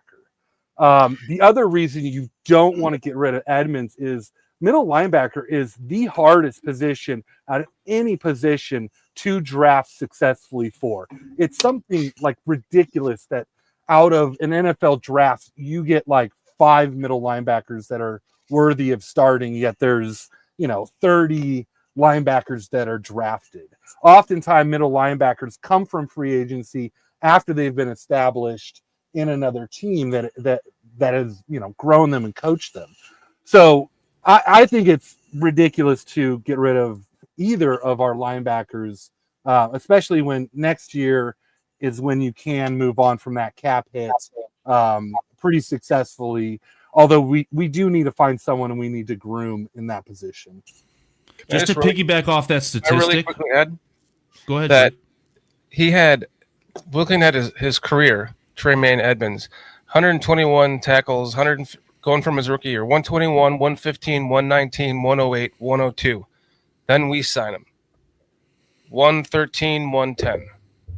So it's not like we didn't know we're paying for what we thought we were paying for. It's not like he's totally digressing as a player since we signed him. I just wanted to piggyback off of J2K's statistic saying that there's hardly ever a large number of good middle linebackers drafted. Tremaine Edmonds and Roquan Smith were essentially drafted back-to-back in the top 10. So that's crazy that they were able to hit both of those picks, essentially. To a lesser extent, Tremaine Edmonds. Yeah. Absolutely. But when you look back, I saw a great YouTube analytics of, drafting players and why some guys get hit and why other guys miss. And this guy, he had like 40 million views on this. I'd love to send you guys the link. But in his analytics, he got to middle linebacker. And the reason why is because it's so hard in college. It's so hard to figure out who's going to be a good middle linebacker in college because you don't know the mental headspace that they're in. Reading plays, diagnosing plays. You just see, plays being made, hitting the gap or in the coverage or all these kind of things. But they really are the quarterback of the defense. So they really need to understand the offense so much to the point that they can get everybody else aligned to it. And you're talking about this mental fortitude that middle linebackers must have. And it's so high up there. It's up there with quarterbacks and centers, right? That you have to get a guy who hits that ability mentally. And that's how you develop a middle linebacker. And it's such a hard trait to figure out in the draft process. One thing about what J2K said earlier that I just want to second is, Edmonds' inability to successfully and consistently get off blocks to help in the run game. And I think, as a coaching staff and as a general manager group, you have to forecast where offenses are going to. And the NFL is a copycat league. We're going to see more offenses in 2025 run the ball and follow the Philadelphia Eagles game plan. You're going to see more running backs drafted earlier than before, even though there are 30 plus running backs who are capable of being drafted this year. It's such a deep draft, but I think this just overall, you're going to see the teams in the NFC North rely on running the ball more and throwing it a little less, and therefore that's what makes, in my eyes, Tremaine Edmonds potentially expendable. I'd have to come up with solutions, and yes, the $4 million that you're going to save in cap space, that isn't worth it. But I'm just thinking about production and results. And right now, Tremaine Edmonds, he's much better suited for that middle safety role. As J2K said, he patrols that from the numbers to the numbers. He patrols that really well, and quarterbacks think twice about throwing the ball there. But what he doesn't do is scare the offensive running game. That guy just can't get off blocks, to my level of appreciation. Can I ask a question real quick, figuratively here? What would be? I want to hear from all of you.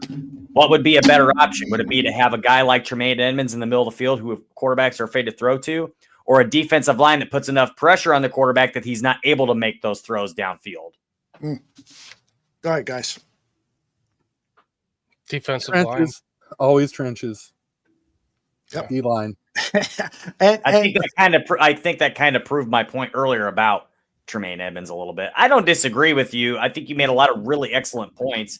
And Jeff and I have this argument all the time because Jeff is pro Edmonds and talks about how every coach that's walked in that building so far has made mention of his name specifically. But I think a little bit of that could be smoke and mirrors too, because you're not going to dog the guy. You're going to come out there and mention the guys that are under contract because those are the guys that are going to be there. So you want to come in there with, let them know that you know about them and who they are and you like their play, but that doesn't mean they're not expendable also. Well, with Edmonds, I think the contract it's just not the year to cut him because you got to replace the position. Who do we have to fill in? It's not Sanborn. Sanborn's actually a free agent. We still need to re-sign, right? It's not Sanborn. So, I mean, you're creating a hole and you're creating dead cap at the same time. And you could just wait a year. You could see what Dennis Allen does with him. Maybe Dennis Allen, his scheme in the run game suddenly unlocks Edmonds. We don't necessarily know that. Edmonds is a monster of a guy. It's just in Flus's defense. He talked about this in the 3-tech, and you can kind of analyze this in the other aspects. It's stay in the B gap in the wide zone offense. Stay in that B gap so you lock that down as a 3-tech. Well, that's also true about the linebackers and their gaps. He wants don't just run upfield. This isn't the Lovie Smith defense where you're attacking the gap. This isn't Tommy Harris. You're attacking the gap. You're not disrupting the play. You're staying in your gap and you're stacking and then you're shedding. And I think that Dennis Allen, he's going to do something different where he's going to attack the gaps and you're not going to be stack and shed. I just want to let people know who are tuning in, J2K is not on camera. We do have his logo from his design company up on the screen. And from time to time, I remember to put up the banner that says J2K is speaking. I don't want anybody to think that Carl is doing ventriloquism here. He is not. Shorty, you had a thought on this topic before we change to a new topic? Well, it's not. I wanted to go back to what you were saying about running backs being drafted more and teams, copycat league, yada yada. And currently everyone's building their defenses defensive back heavy, and there's more of where it used to be 3 traditional linebackers, now it's just 2, and more defensive backs, and it's a cyclical league. So I've always thought it's going to come back around again to where the running game is going to become dominant. We've seen a few coaches that are fucking fantastic at it, Shanahan up north. So that's why I'm going to keep preaching this, and one day when I'm dead and gone, somebody will say, damn, Shorty was right, that they just need to bring back the T formation. The Bears just need to be the first team to do it. And I'm not saying run a T formation, but make that best offensive line you can get, and that anyone's seen, and then run just put 3 people in the backfield and run the fucking ball. And then you can build, and then Ben Johnson's creativity can just take that and run with it for miles, especially with his quarterback. And he could be the guy that maybe, and I'm not saying it's going to happen. It's just a wish of mine that we just see some inventive, fun T formation. Do you think, Shorty, when you're dead and gone, will anyone say you were right about Josh McCown? They will. They definitely I hope so. will. He And deserves then it'll be it. like, look, the T formation. Look how well this guy does it. Maybe it'll be Ben Johnson or a guy like him. They'll be like, Shorty was right. Is he still doing that thing on the internet anymore? No, man. I think he died or something. That's hilarious. All right, there was one other Bears player who was nominated for release, and that was from Athlon Sports. This is an interesting name, guys. I'm really anxious to get your take on it. Athlon Sports wrote, DeMarcus Walker may have started all 17 games for the Bears in 2024, but he will turn 31 in September and has a contract that the team can easily shed. He is due to carry a cap hit of roughly $6 million during the final year of his 3-year, $21 million contract in 2025 and will leave behind less than $700,000 if released. So the reason why I find this intriguing, because if you are going to go after, if some of the big names are available in free agency are out there, you're going to need to save as many millions of dollars as possible. I would hate to lose DeMarcus Walker, but it wouldn't be like, oh shit, we're fucked. It wouldn't be that at all. It would be, all right, other players have to step up, develop a year. Austin Booker, for instance, the 5th round draft pick from a year ago, he needs to take a step forward. We need to find some replacements and stuff. And then now you've got a little bit extra money to work on finalizing that deal with Trey Smith's agent or Ronnie Stanley's or what have you. Let's go around the horn and get thoughts about DeMarcus Walker potentially being cut. Why don't we start with J2K on this one? Well, so two things. One, I could see it happening because I do have a prediction going forward that with a new staff, a lot of guys who are potentially cuttable and guys who are free agents may not be back. That's a good theory. We may be seeing the last of Sanborn as an example. But as far as Walker is concerned, in my mind, he fits Dennis Allen's defensive scheme, preference for big defensive ends, guys who can play inside, outside. Yes, so yeah. I don't see the likelihood that he gets cut. If anything, he's a dog. He's a leader in the locker room. Absolutely love him as a glue guy to the defensive line. At this point, this is not a guy that I would see getting cut by the team. I agree. I think his versatility makes it really hard to trade him at this point or to cut him at this point, especially on the last year of his deal. How much are you really going to get back? If you do cut him, I don't really think it's worth it necessarily. He is a big body guy, and yeah, that versatility makes it tough. And I don't know who you're going to bring in his place that's going to offer the same thing at the same price point. So I think he's safe, honestly. Carl, you're nodding your head in affirmation. Didn't we just see the Eagles win a Super Bowl? Aren't we very happy with how deep their defensive line is? And we're talking about saving a little bit of money to get thinner at defensive line. I don't think it's worth it whatsoever. Okay. Shorty, you obviously agree too. The panel is all in agreement. I mean, you're looking at exactly like Carl said. You're cutting him for what? Someone better? $6 million. I don't know if you could find a starter that's better. I'm of the camp that maybe a Cam Jordan finds his way from New Orleans to Chicago, but I don't think that's, you have to get rid of DeMarcus Walker for Cam Jordan. Why not have both? What about when I was composing the San Francisco 49er, Chase Young? Right, but he's going to cost more money, and he doesn't have flexibility. He has to play outside, and he's going to cost at least $10 million. So I don't know if that's worth it. I was just going to say, when I was composing the roster breakdowns for kind of the Thursday show on Bears Country Productions this year, I was seeing guys like the defensive tackle, Gervon Dexter, playing like 85% of the snaps sometimes. And when I look at the opposing rosters, the defensive linemen barely ever play over 65%. So again, you need to have that good rotation. And if you were to bring in a guy like who, maybe you're going to get these highly invested players to play even better because they'll be fresher. So again, just to that idea, I don't think that getting rid of DeMarcus Walker to save a little bit of cash is worth it. I still want to play a little bit of devil's advocate here because I do think, you got to prioritize your needs. And certainly depth at the defensive line is a need. But is it an overriding need over the offensive line? So if the guy who's in charge of the cap sits down in the meeting and tells Poles and everyone else, all right, so here's the scenario.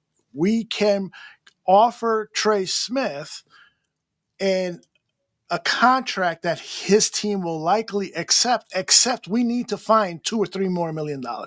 And so that means either renegotiating a contract with a veteran or dropping a veteran like DeMarcus Walker. Under that scenario, you got to have that discussion. You gotta really look into it and examine it. And then Carl keeps panning over to Mason Graham, who I am a huge fan. And there was an article today that the Jets might be interested in trading their 7th round pick. And if that's the case, if Graham falls to number 7, and a lot of mocks have him falling for that, then I, as a Chicago Bears general manager, I am thinking, all right, I can solve the DeMarcus Walker problem. I'm going to draft Mason Graham.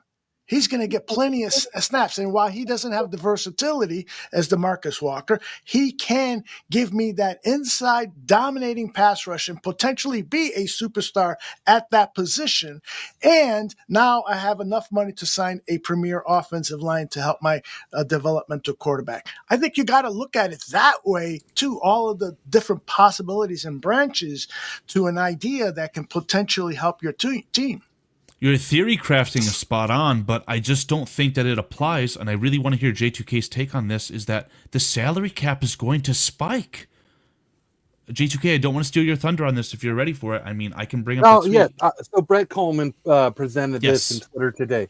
So basically, the NFL is going to reanalyze the streaming aspect of the numbers in 2008, 2028, they can renegotiate salary caps. And the theory is that because no one is accounting for streaming services of NFL games, that this is just going to balloon in the next 3 years. It's going to balloon by the time we get to 2028, and they're going to completely renegotiate the salary cap, and it's going to absolutely explode.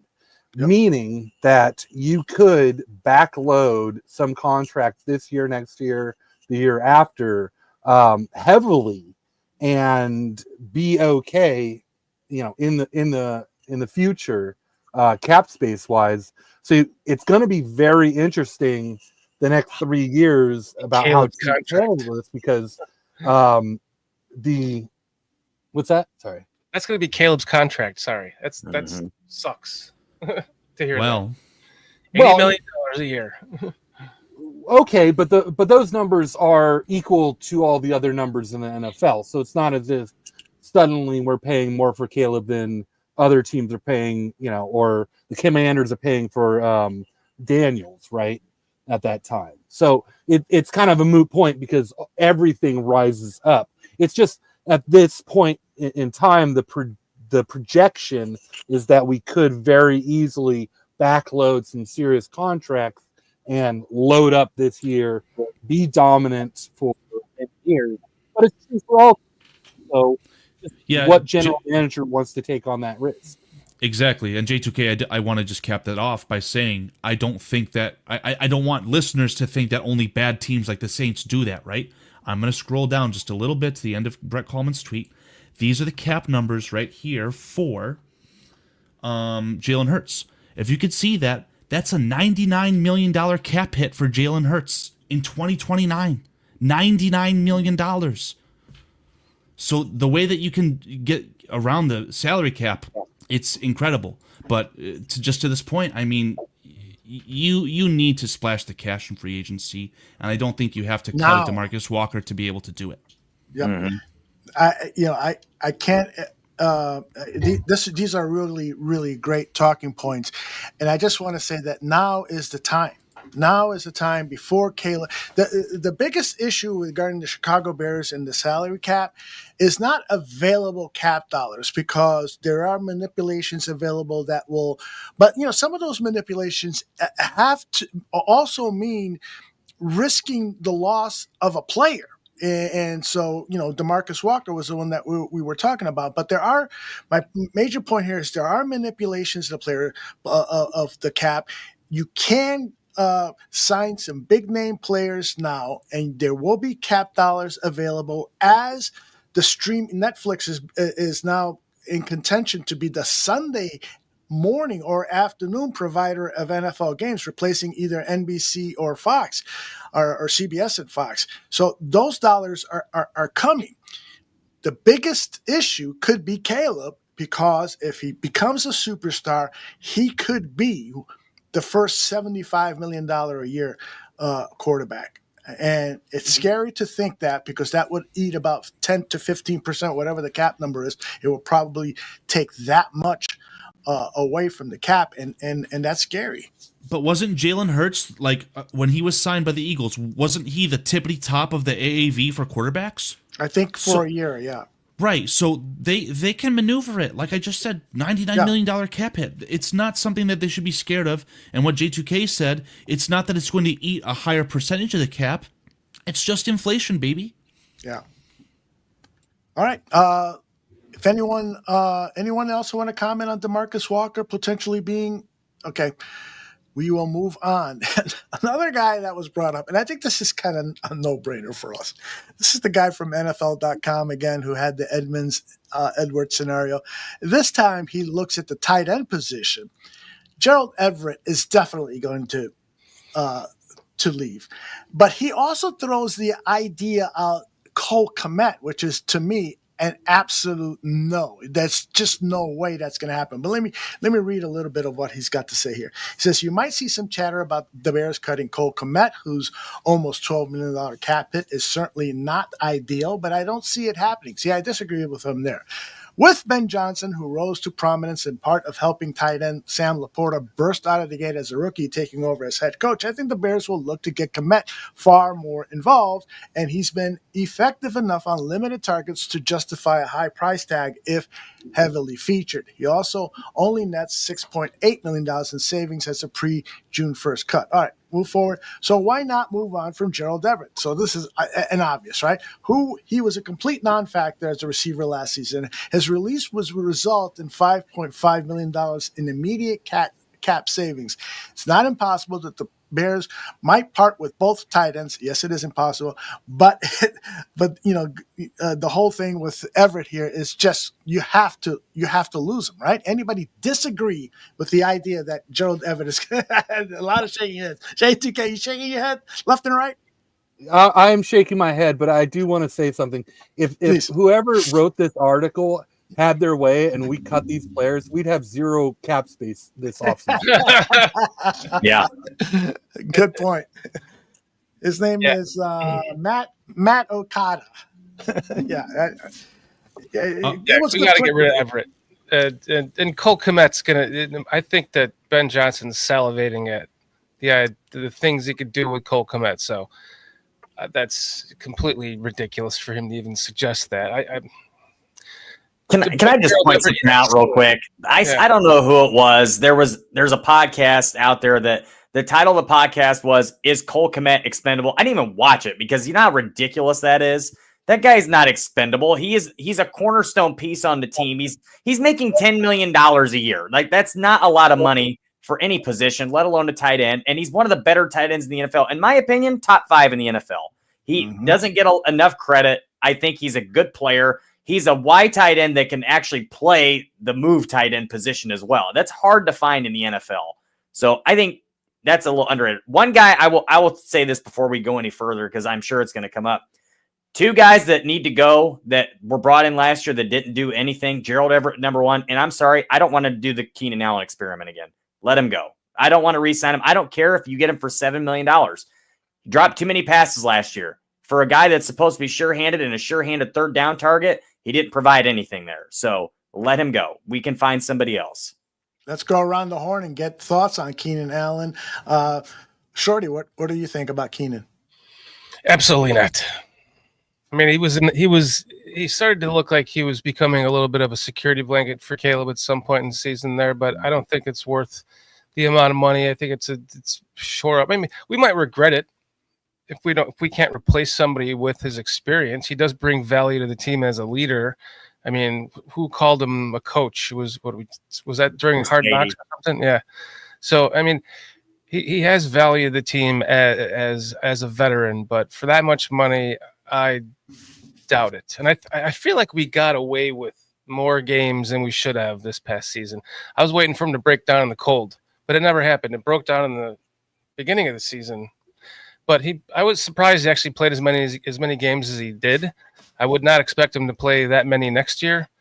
And I say definitely no. Carl? Keenan Allen is titled as the best player that Caleb Williams ever played with. I think that means something. So I'm not a proponent of keeping him on any sort of tag or giving him even an average contract at $7 million. Yes, please. I'm talking about signing guys who are worse than him for that much money. But for what Keenan Allen is going to command on the open market, you cannot re-sign him. It is not economical, and it's just downright not worth it. I think that a lot of people feel that Rome Odunze was the wrong pick. And I feel that Rome Odunze is the best wide receiver in the Chicago Bears. So why would you sign a guy to take away snaps from and targets away from Rome Odunze again? To cap off the Gerald Everett conversation, this is a loaded draft class at tight end, guys. I think that we should save the money at that position. Again, a guy who can't block in an offense that probably wants a blocker there. Let's draft a guy, see if we can develop a tight end for a change. That would be cool. J2K Spotrac has Keenan Allen's market value at $11 million. Would you consider bringing him back at $11 million? No, I wouldn't. I don't think Ben Johnson will either. And then to kind of piggyback on with the tight end, I think that Ben Johnson can do a lot with Cole Kmet, but I would not be surprised that Ben pushes for more of a joker, a Y tight end like a Harold Fannin or Eli Arroyo out of Miami. And then also a speed wide receiver who will help Caleb Williams with that deep game, someone who can run underneath the ball. We saw in Caleb Williams' Heisman year how good he looked when he had Addison for that 1 year. So also a running back added. So I kind of see that the draft going offensive line, defensive line, flip-flop, and then running back, wide receiver, and tight end. And I'm pretty excited about that because I think that Ben Johnson could push to add some serious playmakers to this offense in this upcoming draft, given a successful free agency in the trenches. Do we get 2/3 this year or 1/3 this year and one next year if we lose Ian Cunningham? 2/3, one this year, one next year. And I think it'd be a top 100 pick. It'd go ahead of the 49ers if Ian Cunningham was to be hired by the Jaguars. Mm-hmm. Yep. Let's hope and pray that happens. Guys, if it's cool with you guys, I'd like to go another 30 minutes. I know you guys have work commitments in the morning, so let me know if you need to go out. Everybody's giving me a thumbs up. I'm actually going to head out. That's okay. What? Bedtime? Is that the boss talking for you, Shorty? Was it sativia? No, is that what you were smoking? Just for your reaction. How many milligrams? Look like I picked in your front bushes or something. Wait a second. Wait a second. I wish I had that video loaded up of you pissing on my bushes. Hey, Shorty, you and I are going to see each other again really, really soon. We got a secret project in the works, and then I'm going to be a host or a guest on one of your upcoming shows. I just invited myself on. But if I come on, hey, then you just read my mind. If I come on, I want to bring Tim with me. Is that okay? Absolutely. All right. For sure. All right, man. Take care, buddy. Yeah. Hey, man. Hey, no, thank you for having me tonight. I'm sorry to bug out. I mean, I'm becoming seasoned at this. 2 hours is perfect for me. So you guys have fun without me. You guys don't need me here. Okay. And I'll see you guys soon. I appreciate it. Nice meeting you, Tim. Carl, I'll see you in a couple nights. J2K, my man. Everyone in chat. Foster just got here, so that's why I got to leave. We'll see you guys later. Make sure you got your box of tissue nearby, okay? I know what you're going to do now. I have it right here. See, he's always ready. Take care, guys. Thanks for having me, man. You got it. All right, that is Mr. Shorty, Bears Country Productions. You can find him on YouTube, and he is a fantastic guy and not bad at the podcasting business. All right, guys.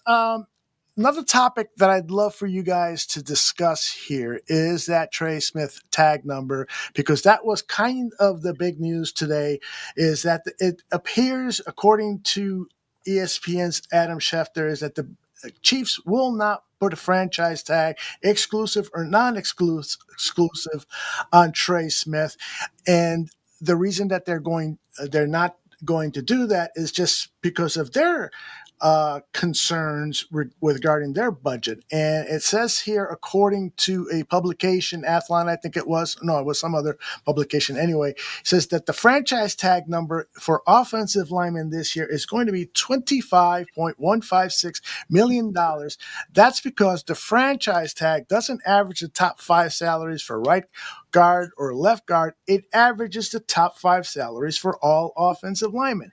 So, that being the case, Trey Smith is probably going to go or either probably be tagged as a transition tag, which will allow the Chiefs to match whatever offer he gets, or they'll just let him go and let him test free agency. And he'll do so with a number that the Chiefs are probably going to tell him, this is the max we can pay. Hopefully you'll consider us when you're fielding other offers, many of which will probably be better, but it won't be $25 million. I'll tell you that.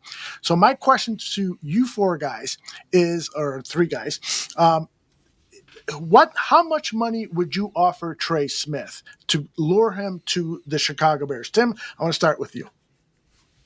Give him $30 million. I know. I would assume. Listen. I know that the projected number is $25 million. You have to get this right. You have to. You have the money now. Offer him 30. Be the team that signs him, because at the end of the day, money talks. That's going to be the number one thing he's looking for. I want to be partying with Tim. He's going to spend on the best liquor. Listen, I mean, there's a relationship with Ryan Poles, though it's probably not a great one. I mean, he mentioned he knows him. They weren't real close, but he was probably one of the guys that scouted him.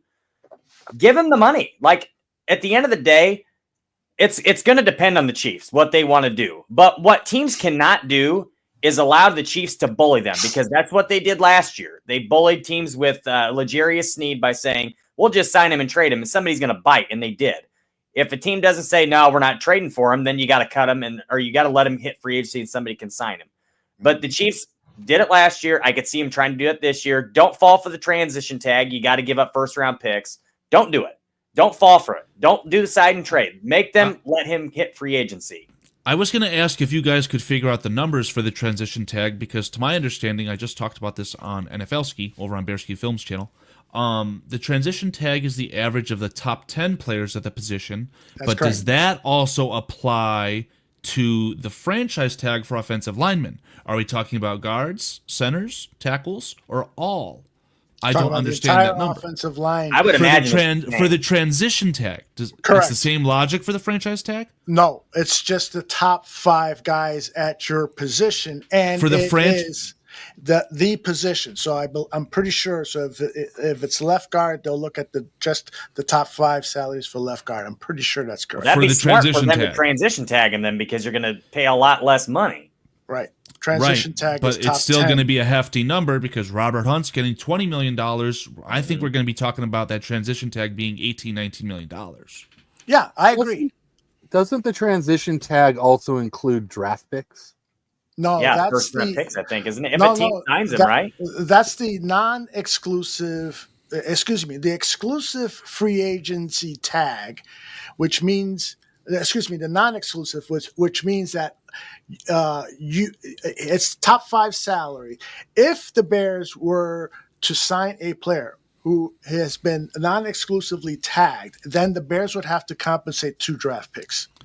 Isn't this like something that happened with Steve Hutchinson when he went from the Seahawks to the Vikings? There was a tag that was used under the stipulation where it essentially screwed the Seahawks because they also had a left tackle. Yeah, they completely blew away the cap space the Seattle Seahawks would have had to use as front-loaded money. But I don't think that we're talking about the transition tag in regards to Steve Hutchinson. So I think that the transition tag is not something that we should be scared away of. They stopped that. They stopped that? Yeah. You can't do that anymore, basically. Yeah. Well, that would definitely change my mind. If I was under the impression that the transition tag was if you can offer them, and if you sign them, then it's 2 first-round picks. So that would make a big difference. We have to figure out what happened with Lamar Jackson then, because I think that's why the Giants didn't sign Lamar Jackson or something. Right. They'd have to give him all that money and then first-round picks. That's what I was that's under going the to apply to impression of. Trey Smith. That was what I was under the impression of as well. Because we had a too, similar situation with Kyle Fuller, right? Because Kyle Fuller was under the transition tag, and we ended up just matching the deal. Yeah, the Packers signed him, and the Bears matched it. But we didn't. They didn't get any draft picks, or we didn't get any draft picks. Right, because we ended up signing him, though. We ended up matching the deal. But I'm saying if we weren't to do that, I thought that was draft picks. And I thought that the contract relates to the draft picks that are given up, right? So you could transition a backup linebacker and a team signs them, you're going to get a 6th-round pick. You're not getting right. So according to CBS Sports, where'd it go? Damn you. The transition tag is more likely for Smith than one of the franchise tag. The transition tag pays out the average of the top 10 salaries at the position instead of the top 5, and allows the team to match any offer the player receives from another club. However, if Smith ended up signing with another team, the Chiefs would receive no compensation if they decided not to match the offer. So that's the difference between the transition tag and the exclusive or non-exclusive tag. And then, Tim, to my point regarding Lamar Jackson, NFL.com is telling me that the Ravens placed the non-exclusive franchise tag on Lamar Jackson. So I think that non-exclusive is where you say, okay, if you sign him, we get the picks. Okay. I see a lot of people saying no to a guard for $30 million per, but I think a lot of us fans say this every year. No, that much money for a quarterback. No, that much money for position players. You got to remember that this year's dollar in NFL free agency is 50 cents in 2 or 3 years because the cap continually rises. The only time the cap has not gone up by at least $10 million was during COVID. And then after COVID, they did an adjustment and it went up like $20 or $30 million, something ridiculous. And as J2K and we've been talking about here earlier, these streaming contracts are going to start coming in. The cap is just going to explode. We're not going to see NBA salaries for bench players, but we are getting closer to that because of the NFL is such a hot commodity. And frankly, I'm glad for the players. Let's just say this, though, because a lot of people in the chat are saying no way to $30 million. You're probably right. The highest paid guard is about $20, $21 million. So correct. To go and increase that by 50% all the way to $30 million, that probably won't happen. But 25 is pretty realistic to what Aldo just said. Mm-hmm. And I would just say for everybody complaining about it, you can't have your cake and eat it too, because everybody wants to see him sign a guard, and they all talk about Trey Smith. You're going to have to pay him. And I just said $30 million is a theoretical. I would just give it to him if that's what he wants. I think it's probably more in the 25 to 27 million range. $25 million with escalators. Hey, if you win this playoff game, you get $1 million. If you're the MVP or whatever, you get $2 million. All these things can add up, and it's probably not going to happen, but that's how you acquire blue chip talent from a Super Bowl winning team with the Chiefs. Yes. And I'm in total disagreement with you guys. Ooh, I love you, J2K. Let's hear it. An offensive guard is not a multiplier. Yes, He's is. One of 5 on the offensive line. An offensive line is built as a unit. These guys need to be good as a group, not individuals. We just watched the Chiefs' offensive line get exposed in the Super Bowl. But the Bears have better tackles. Throw $25 million at one of those guys. Because if the Chiefs had either of Braxton Jones or Darnell Wright, they win the Super Bowl. And Trey Smith was excellent in that game, by the way. Yes, he was. Everyone likes to shit on him. Destroyed. Yes, no, he didn't. Put all of our money into a right Trey guard Smith was great. And then ignore the center, ignore the left guard. Let's not draft the left tackle because we're afraid of an ACL. This is it's mediocrity talking. It's a swan song of mediocrity. You don't overpay an offensive guard. J2K, I love your opinion and how you present your thoughts, but I'm just not understanding here. You need every offensive line that is playing at a high level typically has 2 or 3 Pro Bowl, all-pro caliber players, and then 2 or 3 young developmental players. You can't have 5 Pro Bowlers on your offensive line. You have you're to making have my point for me. Okay, how am I doing that? Because look, you can't dump all your money into one player and then expect them to good. Look at Becton in $30 million isn't all your Philadelphia. money. Go ahead, please. Look at Becton in Philadelphia. He suddenly looks like a really good offensive lineman because he's surrounded by other good offensive linemen. Right. And that's how you build an offensive line. You do it with good players at all the different positions. You don't do it with a great player at one position and then a bunch of average players, because you're talking about a left side and a right side of an offensive line. Your entire left side offensive line is going to be garbage if you dump all your money into Smith and then you've got to sign right on the right side once he becomes eligible for a new contract. What are you doing? When the cap explodes. I mean, I don't like the Mekhi Becton argument because he's surrounded by 3 first or second team All-Pros. Lane Johnson, All-Pro right tackle. You're making my point for me. You got to start somewhere. You have to acquire these All-Pros. I'm talking about getting a starting offensive line from the All-Pro interior offensive line to play right guard for the Bears. How can you not want that? Because I see offensive line as a group and not individuals. Well, I do too. You got to start with individuals to get a group. If you get the blue chip right guard, you're going to make your right tackle look better. Your center's going to look better. How many offensive linemen can we sign if Terrell Smith costs us $25 million per year and he's got a $40 million guarantee on the front? How much of our cap space is actually going to be left? And if Josh Sweat becomes available, which he probably will, and we could sign him and finalize the defense. I'm not talking about ignoring the offensive line. What I'm saying is that you need to build the group. If you target one position, you're like, well, we have to just put all our money into this one position. It's like putting nice tires on a car that doesn't run. Trey Smith would be the engine in that analogy. Mm-hmm. Yeah, without a starter and on blocks. Yeah, I look at it. You've already got a player right next to him that can play. He's going to multiply that player. So we are talking about a multiplier there. I agree that you can't just stop right there, but you can get a Dahlman for fairly cheap to play center there, and he'd be an upgrade over anything you've got there. Now, I don't know if the Bears can get Trey Smith and Drew Dahlman. You're probably right. You're a young team with a young quarterback, and your center is going to free agency. You're not going to prioritize that if you're Atlanta. The thought that Dahlman suddenly is this fix for the Chicago Bears is ridiculous. That's just a name. The issue I have, and just really quick, the issue I have is it's Dahlman or Smith and no other names. And we're going to show up in free agency just like we did a couple years ago when everybody talks about Daron Payne. Well, that's the defensive tackle we need to sign. Oh, he got re-signed. Who else do we have to talk about? Nobody. We're just talking about Smith and Dahlman, and that's it. Well, no, I'm sorry I don't have a laundry list of names. I'm just talking about the best possible scenario because it's not my job to delve into this, right? I can give you other names. I'm still skeptical that Trey Smith becomes available. I agree. I don't even think he's going to be available. $25 million, we can fix the entire interior offensive line. It's a hell of a good start. For $25 million, yes. Yeah, well, potentially. I mean, there's no guarantees. And you front load the contract so that it's not an issue when Caleb Williams needs to get paid. Like, it's a way you can make this happen.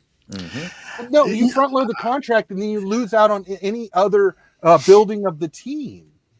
$25 million for an offensive guard. I wouldn't draft an offensive guard with a top 10, and everybody's all aboard on drafting a top 10 offensive guard. Signing one to $25 million. This is just crazy talk. No, it's not. It's not. Let me tell you, J2K, I apologize, but you're looking at things through the prism of 1980s and 90s football when the offensive tackles were the most important player on the offensive line because you had premier pass rushers like Lawrence Taylor out there. Right. Guess what? In today's NFL, the Lawrence Taylors are being moved into the middle of the defensive line. They're getting 10, 15, 20 Micah Parsons.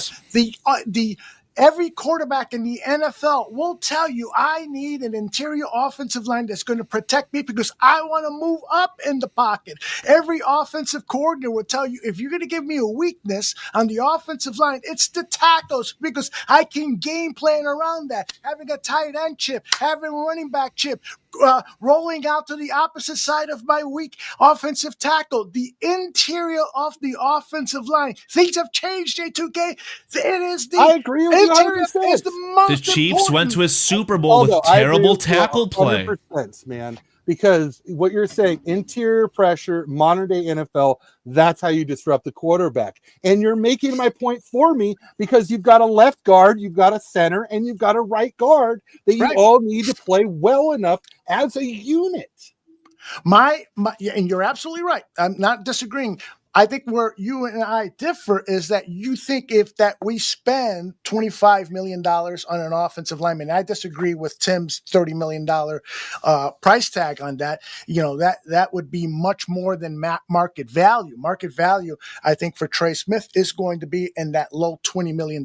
That's what he wants, and that's what he will get. But so my thinking is that there still will be enough avenues available to improve the interior of the offensive line via the draft. If you draft Austin Booker at 10, 11, or 12, or 13, and you put him into the left guard position, and now you got Trey Smith and Booker as your guards, boy, you're halfway there. You are halfway there to having a dominating offensive line. And he's a multiplier on either side. So we're talking about needing a center. I mean, I would be okay on an economical contract for Coleman Shelton if Trey Smith is his guard. He'll make him look a lot better than Nate Davis did. Mm-hmm. It all comes down to managing the dollars and making good decisions with the dollars, which has been the primary theme of this show. This is Brian Poles. You're under the gun again, brother. You have got to come up with ways of replenishing this roster. I mean, the list of players, I think Maddie sent me this in DMs. This is the list of players that the Bears, their contracts with the team are up. So there aren't many players here, if any at all, that you want to bring back. And that's good because, you know, the available dollars will be used for guys to replace. But there are some players here you might want to entertain bringing back. For instance, the two edge guys, Darrell Taylor and Jacob Martin. Anyone disagree with the idea of trying to retain either one of those two players or both of those players, really? I'd like to have both of them back personally. Yeah, same here. Darrell Taylor showed a little bit more flash to me. It's just that with Dennis Allen's system, he wants these big, vaunting outside rushers from the defensive end position. So I don't know if either of those guys fit that. I would be totally on board with Darrell Taylor, though. You know, the only guy on this list that I would consider is Matt Pryor, just because I think he fits a little more of Ben Johnson's offensive scheme. But as a backup, I mean, I don't think you're going to pay more than, $3-4 million for Matt Pryor. I totally agree, J2K. Matt Pryor proved himself to be a worthy Swiss Army knife in a pinch. I don't want him starting. I don't even know if you want to consider him like your second guard or something, but he's definitely a useful player to have, and he wouldn't cost too much money, in my opinion. Agreed. So let me ask you guys this question. What ideally, I know you guys have given this some thought. What ideally does the 2025 Bears offensive line look like? And you don't necessarily have to provide specific names, but if you can give me kind of a general idea as to what you're hoping for in 2025. Let me start with you, J2K. All right. So I think there's a handful of interior offensive linemen that we could look at. I'm kind of going to blank on their full names, so I'll just use teams. But Green Bay Packers center, he's a free agent. Yep. Ryan Kelly from the Colts, he's a free agent. He's a possibility. He's older. He's a stopgap. Will Fries from the Colts, that someone Gabriel has brought up many times. Even from Pittsburgh, James Daniels. I don't know if he wants to come back. I don't know if we want him to come back. But I do think he could be a good fit for us. Nate Herbage from Pittsburgh, who is penciled in to be their starting center, is another guy that he was injured, I think, in training camp, and it was a season-long injury. He might cost us $4 million and could be a pretty good center and upgrade to Coleman Shelton. Evan Brown from Arizona, who has played center. I think he played left guard last year. Zach Martin, if we can get him on a decent deal. I mean, the guy is still pretty good at his old age, and I'd love for some veteran leadership over there. Zach Martin reminds me of Tevin Jenkins, J2K.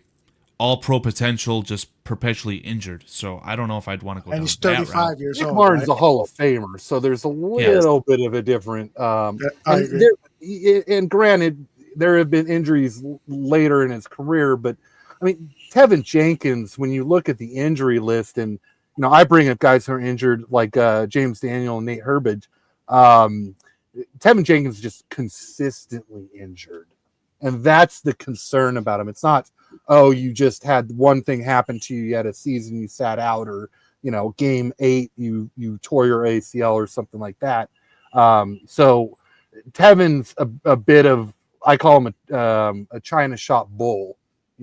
He's just glass and he shatters, even though he looks like a monster of a man.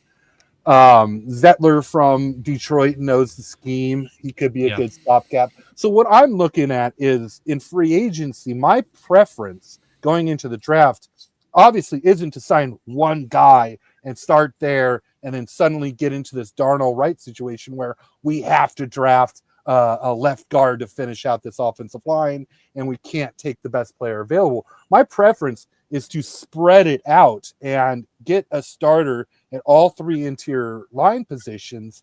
And then you can take, let's say Irsay from Minnesota drops to us in that second round pick, who I think has the potential to be a starting left tackle and very good. He's raw, lower competition, but he's got the physical traits that are there. So I want to take advantage of the draft talent that is offered when our picks come up. And by doing so, you spread the wealth out on the offensive line so that, okay, well, maybe we don't have a Trey Smith Pro Bowl right guard, but we've got enough talent there. And, look who fell into our lap. Let's draft him. Let's battle them out. In a year, they're a starter. They're a Pro Bowl. We got them in the second round instead of being forced in the first round to pick an offensive guard with a top 10 pick. Don't you think that you could sign Trey Smith and Kevin Zeitler, though? I think that's your whole cap. And honestly, it would be about $35 million sitting there on a team that I don't think can re-sign him and would complete our defensive line. And while I don't value, signing defensive line, a defensive end, over fixing this offensive line, because offensive line clearly is the highest need, it's just what's available to you. So if I can fill the interior offensive line with starting caliber talent, maybe not Pro Bowl, but then I can go and add a Pro Bowl defensive end to the defense. I can wipe my hands of it, because this year's draft is basically like a little blah for defensive ends outside of Carter. There's some conversations about other guys, but it's not the There's top. a lot of talent. There's a lot of top end talent at defensive end in this draft, man. I mean, Josh Sweat, I feel like he could be overperforming because he plays simply on the Philadelphia Eagles, who have a fantastic defensive line. I would be okay with signing Josh Sweat for the correct price, by the way. But for as far as your entire million? cap, oh yeah, but you can't do that and sign Trey Smith and another offensive guard and a center. You could get Coleman Shelton for very cheap, and then you could get Trey Smith and Kevin Zeitler all before the draft even starts. Now we're talking about not needing to draft a guard at 10. You draft a talented edge, maybe, God forbid, Mason Graham. Who are you going to draft at 10 at edge? There's a lot of guys. Let me pull up Dane Brugler's list. I mean, James Pierce, McCall Williams, Nick Sorensen. Jalen Walker. Yeah. Shamar Stewart is a project. I would stay away from him. All the guys, Mike Green, are this mid-range cluster of what ifs. And I believe I heard you compare Jack Sawyer of the vaunted Ohio State to one of the Watt brothers. He's an option maybe at the second round at 39. No, I'll explain that, but it's not exactly what you think what I was saying. They've got Landon Jackson, who would be, I've mocked him to the Bears. He would be a perfect fit. I don't know where, or if you want to rely on him as a starter. First-round draft pick. Landon Jackson in a rotation with DeMarcus Walker sounds like he could be pretty good. This is my point. It's just this blob of defensive ends, edge rushers that could be taken from 15 to like 45, and you don't know which team values which guy the most because there's such a mix. There's not this. So if you can address the multitude of holes that this roster has, not entirely, but a lot of them in free agency, you set yourself up essentially to go with best pick available, and you still take your needs into That's why you don't overspend on Smith. You fill out the offensive It's not like if you sign Trey Smith, you won't be able to sign draft picks. It's not like that. Yeah. J2K, let me ask you a question. The rest of the offensive line and defensive line. I promise you the Bears could sign Trey Smith, Kevin Zeitler, and Coleman Shelton and still have a lot of money to maneuver after they sign their draft picks. And there's always ways to wiggle that. There's always ways to wiggle that money around, too. Ask the Saints if they can wiggle around with their $80 million of negative cap space right now. There's always a way. The salary cap is a myth. I disagree. I won't quite go as far as saying it's a myth because there are players who are quality players who are going to be released by their team because of the salary cap. Ask the Bills about that. You're absolutely spot on. But at the same breath, there's always a way. We're talking about one blue chip player. Would have never been fired. What? Hey, hold on a second, J2K. I got a question for you. Trey Smith, if the Bears were to acquire Trey Smith, how much could he help this offensive line if they bring in a Coleman Sheldon / Dahlman as at the center? They draft a left guard and they go with the two tackles. How much could Trey Smith help this offensive line if we had that kind of scenario? So similar argument to Tevin Jenkins moving to right guard. It's a lopsided offensive line. As a defensive coordinator, I would love that. I know exactly where you're going all the time. I know I can beat you man to man on your left side of your offensive line. And I just need to double up on the right-hand side, and I'm going to stop your entire game. So you're then assuming that if you pick up a Booker at left guard, or you acquire Will Campbell and move him into the left guard position, you're assuming that in 2025 those guys are going to play at a below average caliber play. Because I don't see that. Rookies rarely ever help out a team in the first 8 games of the season. We overvalue how much rookies are going to affect a team in their first year just because they're the new guys. They're hot off the press. I mean, look at Rome Odunze, race to 1,000 yards. Now look at Rome. He's going to go against the third cornerback on a team. You can't believe he's not going to get 1,000 yards. I mean, this argument, it's because we started tier 3 players at the offensive line, and we had to throw to DJ Moore behind the line of scrimmage. Our passing game never had a chance because of this offensive line. To me, well, J2K my feels... my point being was that everybody jumped on the Rome Odunze train as soon as we drafted him, as if that was going to solve our wide receiver room, and it really didn't. Rome played pretty well given the circumstances. I'm not out on Rome. I do like Rome, but he wasn't the solution that people presented him as when we drafted him. And the same thing's going to be true about the other draft picks we take this year. They're not going to be solutions in the first 8 games. They may not be a solution in the first 16 games because they're rookies. Yeah, you're absolutely right. Rome Odunze wasn't drafted to be the solution to the wide receiver room in 2025 and 2024. Keenan Allen was traded for to be the solution. Rome Odunze was drafted to be the long-term number 1 wide receiver for Caleb Williams so that they could establish a rapport that would go on for the next 10 years. So I think you're looking at apples and oranges here, but in the limited time we got available, I wanted to get Tim Willis's viewpoint here on the offensive line. I asked the question, what would an ideal offensive line look like for you, particularly in the center of the interior of the offensive line? I think it's pretty simple. I mean, it's not that simple, but it's going to sound simple. I think you leave Braxton Jones at the left side. You draft your left guard. I've been a proponent to trade down at 10. I know that's going to take a suitor, but I think that's pretty likely. I think it's a good possibility that somebody's going to look to move up for somebody that's there. You move. I've been a big proponent of Membu from Missouri. He's just a really freaking good football player, and I think he'd be a really good guard in the NFL. Right off the bat, he'd be a good player. And then I think you sign somebody in free agency. I mentioned Dahlman earlier, but I don't think it has to be Dahlman. I think you draft a veteran center, or I'm sorry, you sign a veteran and then you draft a center later in the draft to develop under that veteran. And now you've got your center for the future.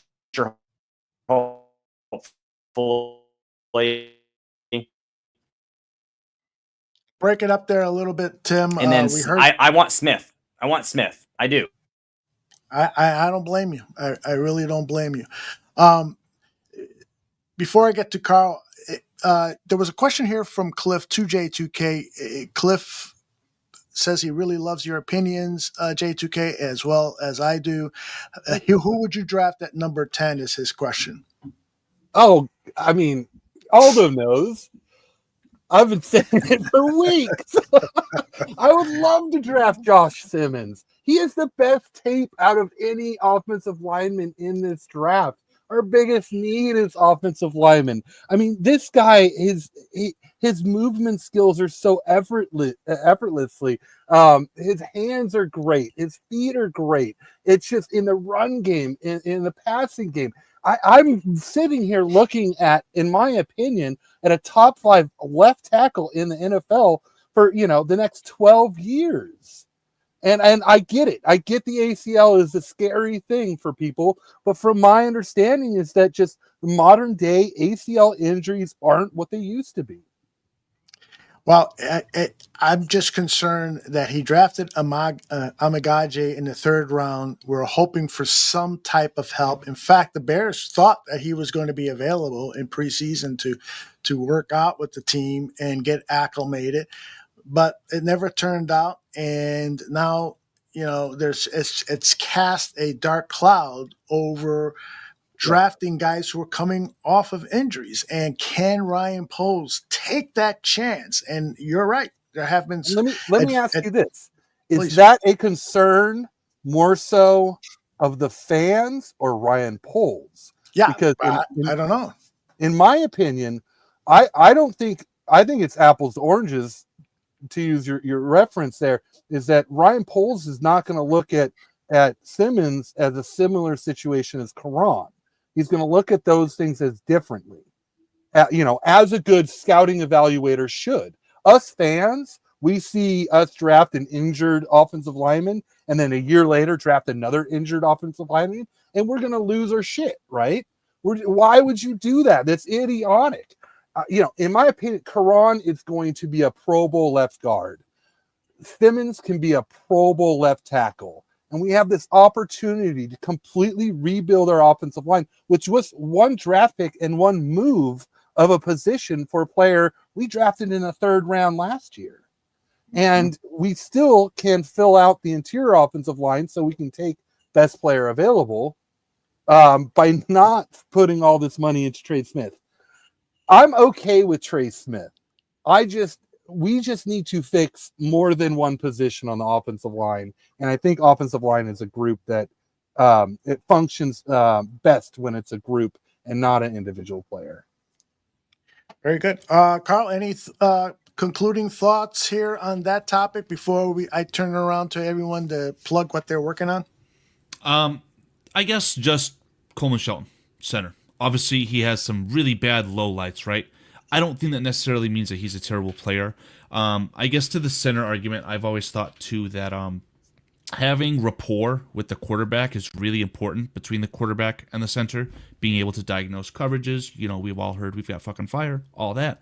So I think that if they retain Coleman Shelton, it could end up being a net positive if they get the right guards on either side of him. Trey Smith being one, get another good draft pick in there. I think it can make it work with Coleman Shelton. Bearsky Film says Trey Smith was a 6th-round pick. Don't take a guard at number 10. I'll let Jake 2K capitalize on that. Trey Smith was a 2nd-round pick talent because of blood clots. Yep. So yes, exactly. And that whole argument of, you can find a guard in the 4th, 5th, 6th round. You know what? For every acceptable guard you can find in the middle rounds, I can find 10 that aren't even in the NFL. That's just such a fallacy. You have to study the tape and do the background check, character, all that stuff. Does he go to church? All that stuff before determining whether the guy is good. I gotta get some luck too. Absolutely. Well, but Aldo, I would say that the reason why that exists is because guards aren't multipliers. See, and I disagree with you. How can you say a guard isn't a multiplier if he is giving he's part of a trio that's giving the quarterback the ability to step up in the pocket and throw the ball? You're going to run more than one guard. Right. And so, but you need leaders and experienced players at that position to lead the guy to your left or to your right, who is a rookie or is a free agent who hasn't proven himself. You need that superstar player. And I understand your point. Okay, you're just going to run your plays in the opposite direction. You're going to blitz from the opposite direction and so forth. That's understandable. But that's looking at it like you just have one good player on your offensive line. I'm not saying you just have one $25 million offensive line player. You got another guy who is $16 million. You got a high ranked rookie who's under his rookie contract. And then you got, a guy like Braxton Jones, who's a fill-in until his contract is up. You got to look at the diversity of building an offensive line and not immediately cry poor because you're investing $25 million on a superstar quality player. Do you remember? I just want to ask real quick. Are you saying that he's not a multiplier? But let's face reality. If he were there at guard, you're going to tell me he wouldn't multiply Darnell Wright and the center that are next to him? I think he would absolutely multiply both of those guys. I agree with Tim. No, because you can move. All right. You guys remember when we had Khalil Mack and we faced Belichick's New England Patriots, and all they did is basically put like a guard and a right tackle and a tight end on Khalil Mack, and then they just whooped our ass. Mm-hmm. Right? Yeah. Look, a team can move guys around. If you don't have someone else on that other side to do something, it's just exposed. So the same thing's true about a defensive line as it is an offensive line. You need guys on both sides. You can't put, how good was Montez Sweat with Booker on the other side and Walker? Right. With Montez Sweat, I feel like Montez Sweat had been playing injured. Mm-hmm. Well, yeah. I agree. And it's also a lot easier to play better when you're winning football games. So when you're losing football games, you're going into Green Bay. Defensive lines and offensive lines are units. Wide receivers, running backs, cornerbacks, safeties, tight ends, they're individual matchups. Correct. So I want to add blue chip talent at the offensive line, whether that's guard, center, or tackle. Well, at the expense of other blue chip talent. I genuinely don't think there's any expense to it. If he's the primary target and you acquire him, especially with the cap, the way that you can structure it, you have a starting quarterback on a rookie contract. So you can afford to sign Trey Smith. Jones and a rookie left guard are not going to get absolutely destroyed on that left side, and it's going to completely mitigate all that money and talent that Trey Smith. Well, you'd have to draft a really good left guard, and I don't know if that's the case. That's why I'm proposing 2 free agent offensive guards being signed. And a center too. I'm failing to understand Coleman Shelton's very economical. How not investing in Trey Smith is going to prevent you from building a solid offensive line. Because there's more need than the offensive line. Every offensive line has holes in it, and coordinators are paid to game plan around it, hide those holes, focus on the other team's defensive line holes and linebacker holes. You just don't, Kansas City Chiefs, perfect example. Look at the holes they made, and they got to the Super Bowl. Even the Eagles themselves had holes, and they figured out solutions. How about this Jordan Mailata, the 7th-round pick? Jordan Mailata, yep. Yeah, They moved them outside, and now he's either first or second team All-Pro. A guy who's going to earn $20 million in 2025 because he was developed. And it helped to have high-priced veterans on that offensive line to develop them. It's a very eclectic way to build an offensive line. I wouldn't shy away from 2 of those guys, Becton and then that guy Mulatto that you just mentioned. Yes. Both of those guys were not considered to be starting caliber linemen. Right. But because it's a unit that they're building, they now look good. Right? Right. So look, if you improve the guard play around your tackles would look better. But not if it's all on the right-hand side. I guess what I'm failing to understand, are you trying to say Braxton Jones just gets destroyed all the time? Because Braxton's really not that bad of a player. It's almost like he's like a middle of the pack starter. He's like the link. 16th best left tackle in the NFL, and that's fine. You can get by with that until you have the ability to improve it next year. Via the draft. That's kind of glossing over all the nuances of it. He absolutely gets destroyed in a pass rush situation. He gets his numbers, his PFF grades from his run blocking. He's bad against the bull rush, but he's not bad against the speed rush. At times this year he was bad there, but he didn't have a whole lot around him to help either. So I agree with you from that premise that you do have to improve the left side. But I think if you can draft a really solid guard or sign a lower tier guard at the left side, he's going to get some better play around him. Tevin wasn't ever healthy. It's a great topic. I think we've presented a lot of great points of view. And J2K, I hope you don't feel like you were ganged up on. It's just not at all. One of your opinions that the majority, you're against the majority on this one, as far as I can tell, based on what people are saying in the chat, and of course Tim and Carl's opinion. And as for Mr. Shorty, who cares what the fuck he says, right? I think everybody doesn't even remember being on the show. Yes. No, and I love the agreement and the disagreement. I know I've been walking around with drafting Josh Simmons at top 10 as something that nobody wants to agree with me on. And that's fine. I'm going to go by what I see on film, what I feel in my heart, what I think. And that's my direction. So I'm not going to say that I'm right and I'm potentially going to be right and you guys are all wrong. This is just where I'm at mentally with all this stuff. So when I hear you guys push back on me, it gives me this opportunity to reevaluate my opinions and my take and relook at it and say, maybe you guys are right. Let me look at Trey Smith a little more. let me think about this a little bit more. And that's what I love about these discussions on the Barroom Network. And we love you. Let's go around the horn and find out what people are up to. Let's start with Tim. Tim, tell us about what's going on Friday.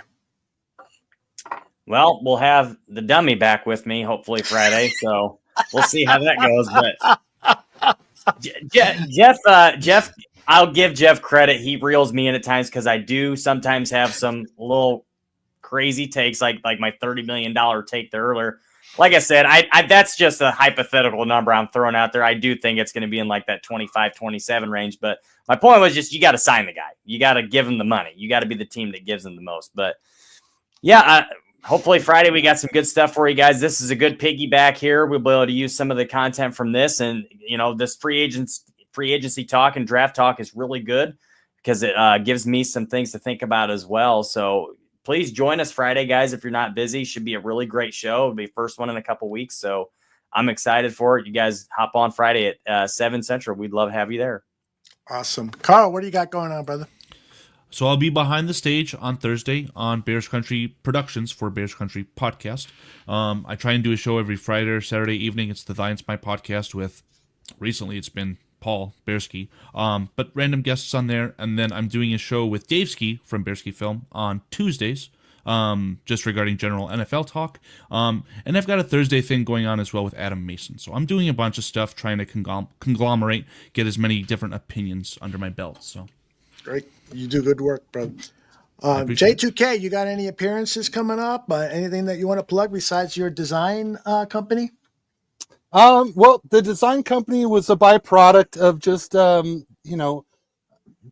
Bears football chat. And I really want to shout out everybody to the chat. This is where I've found a wonderful home and a wonderful community. I appreciate all you guys. I appreciate you, Tim and Aldo and Carl, for talking with me tonight. We agree, we disagree, and we argue. But at the end of the day, you guys are a big part of my life, and I appreciate that. I did start a YouTube channel. It's not a podcast, but it is draft related. So, you brought it up. Thank you, Aldo. That's awesome. Thank you, Carl. Oh, thank you, Carl. Yeah, yes. So NFL draft coverage. Yeah. Thank you, Carl. I appreciate that. It's basically highlight videos of draft prospects. This is a passion project and a hobby for me. So I will continue to do this probably forever. It just started. It's about a month old. Welcome to subscribe.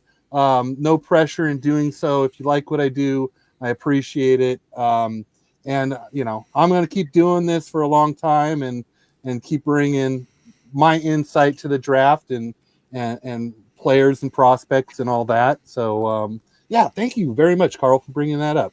Yeah, man, it feels like there's a lot of work put into this. I just don't want it to go unnoticed. I greatly appreciate all the work. It helps you formulate your great thought out opinions, which again, I very much appreciate. And it's going to be a part of something that I think we feature on Bears Country Productions as well. So just kind of adding to the conglomerate that J2K already is for this community. So thank you. Yeah. And it's gonna grow. So, in the future, next year, I would like it to be more of a podcast and, analysts being a part of the show and talking with you guys about prospects and just a joy to be a part of the community and BCP and Carl and everybody else. And just thank you to Aldo for giving this platform to talk about it. So I appreciate you guys. Outstanding. And I just subscribed to the channel, and I know you'll get a lot more subscribers after this show. So great. 119 subscribers and still growing. There it is. One more from Aldo. Bit by bit, right? We're going to the moon, baby. I love it. So I want to say that I will be back here tomorrow with Johnny Santucci. I think we're going to start at 9:00 when Santucci usually drugs the kids and he's allowed to swear on camera. He gives them melatonin to fall asleep. Once they're out, he jumps onto the show. Gummy bear melatonin. I guess it's all legal and stuff. Tim, you ever give the kids some sleep aids? Oh yeah, my 13-year-old has melatonin every night. Has to, or he won't go to sleep. Oh, really? He's high functioning autistic and highly ADHD though. So if you don't give him something, that kid will be up all night long. So yeah, he definitely has that. Both my 2 older boys took melatonin for a while before bed, but now he's the only one. But yeah, that's a definite thing. Back when I was like a teenager, I found the glories of masturbation would help me to go back to sleep. I don't want to think about that with mine yet. I hear you. Carl, did I embarrass you somehow? I just thought I heard Dan Aguirre, but I think I must be hearing stuff. I hear you. And I am planning on doing something with Dan, like a 15, 20-minute thing. The weather out in West Virginia is just knocked out a lot of shit. So he's going crazy with work and protecting his home and so forth. But that is our show. I want to thank everyone who has joined us live. Really, really appreciate the interaction on chat. I want to extend my thanks to all those people who will be watching on demand or listening to the audio podcast version, which you can find wherever you get your audio podcast. Just search for Barroom Network. For Carl, for Tim, for J2K, and for Mr. Shorty, I'm Aldo Gandia. We'll see you next time. Bye-bye. Bye-bye.